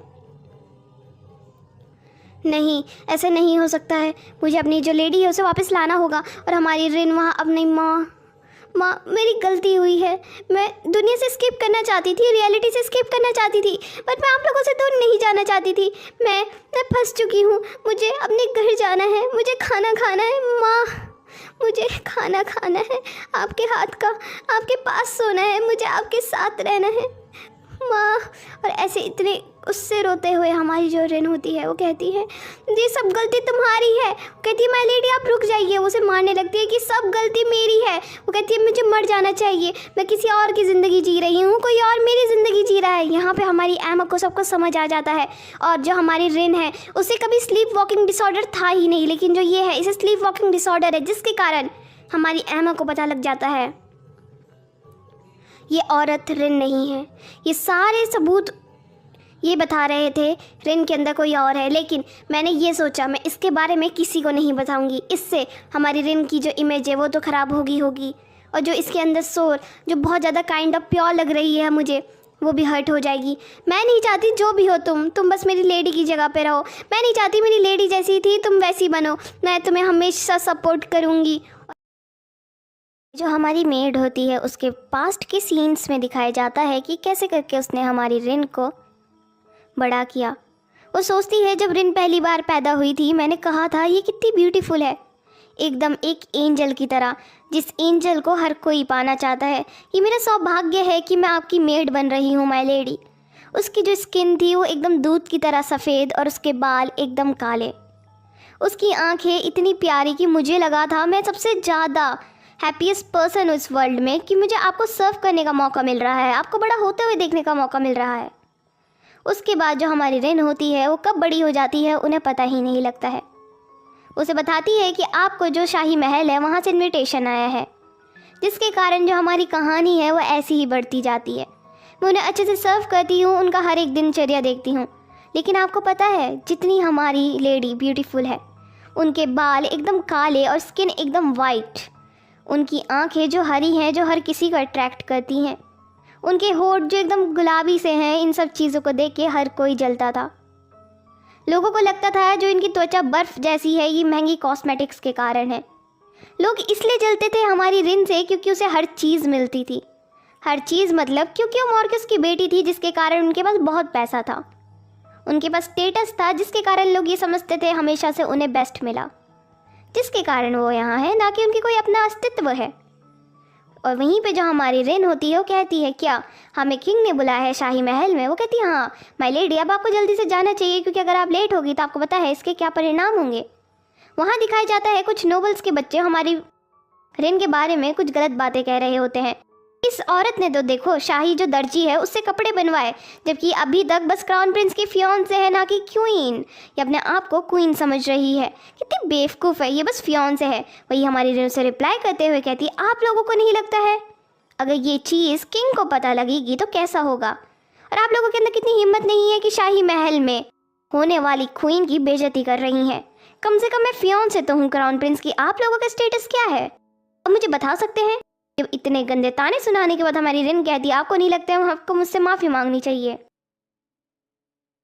वहाँ पे जो सारे नोबल्स होते हैं वो हमारी रिन से माफ़ी मांगने लगते हैं, माय लेडी हमें माफ़ कर दीजिए, हमें नहीं पता था कि आप यहाँ हैं, और ये हमारा सबसे ज़्यादा बदनसीबी है कि हमने आपके बारे में बोला बिना कुछ जाने और पहचाने में।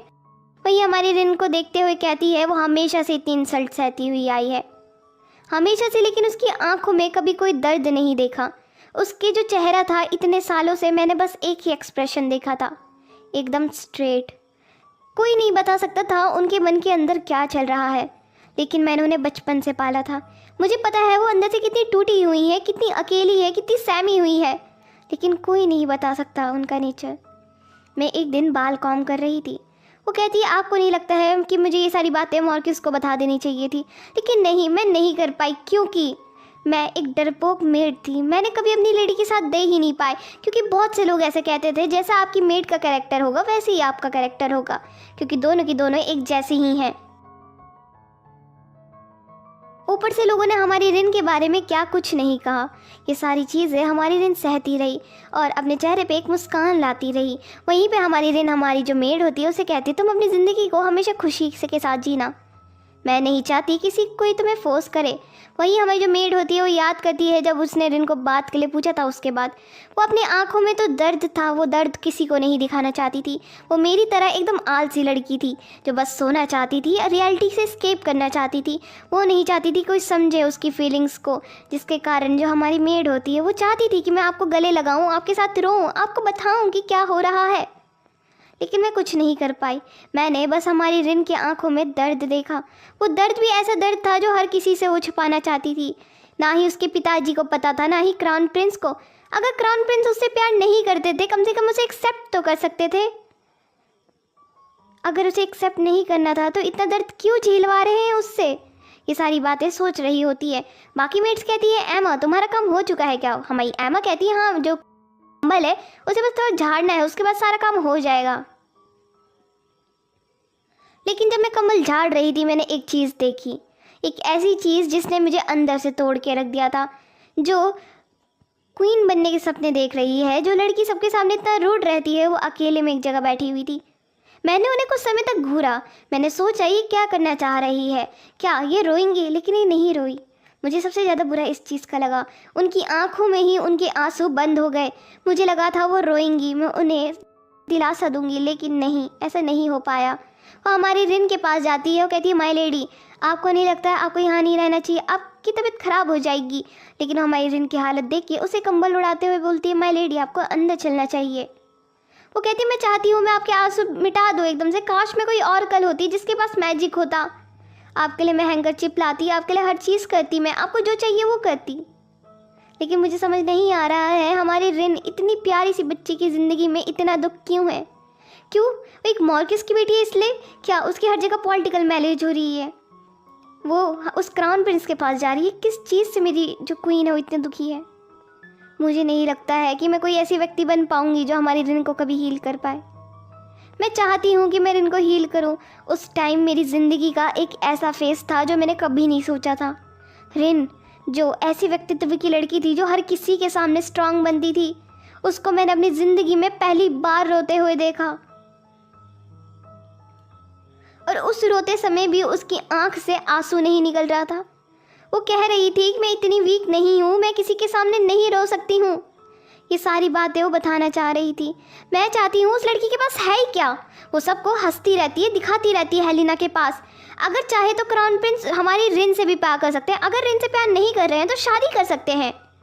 उस हेलिना के अंदर क्या है? उसकी मुस्कान। हर कोई उससे प्यार करता है, हमारी रिन से क्यों नहीं? हमारी रिन हर जगह अपना बेस्ट देती है, लेकिन कोई उसे समझता क्यों नहीं?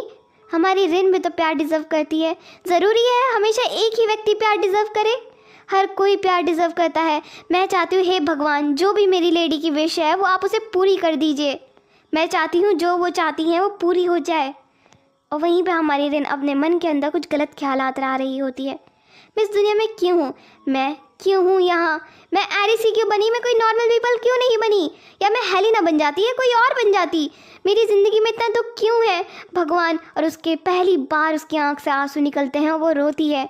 वहीं पे जो एमा होती है उसे पकड़ते हुए कहती है, माय लेडी ये मुझे पता है सबसे दर्दनाक है आपके लिए, लेकिन यहाँ आपका कोई साथ देने वाला नहीं है मेरे अलावा। मैं आपका साथ हमेशा दूँगी।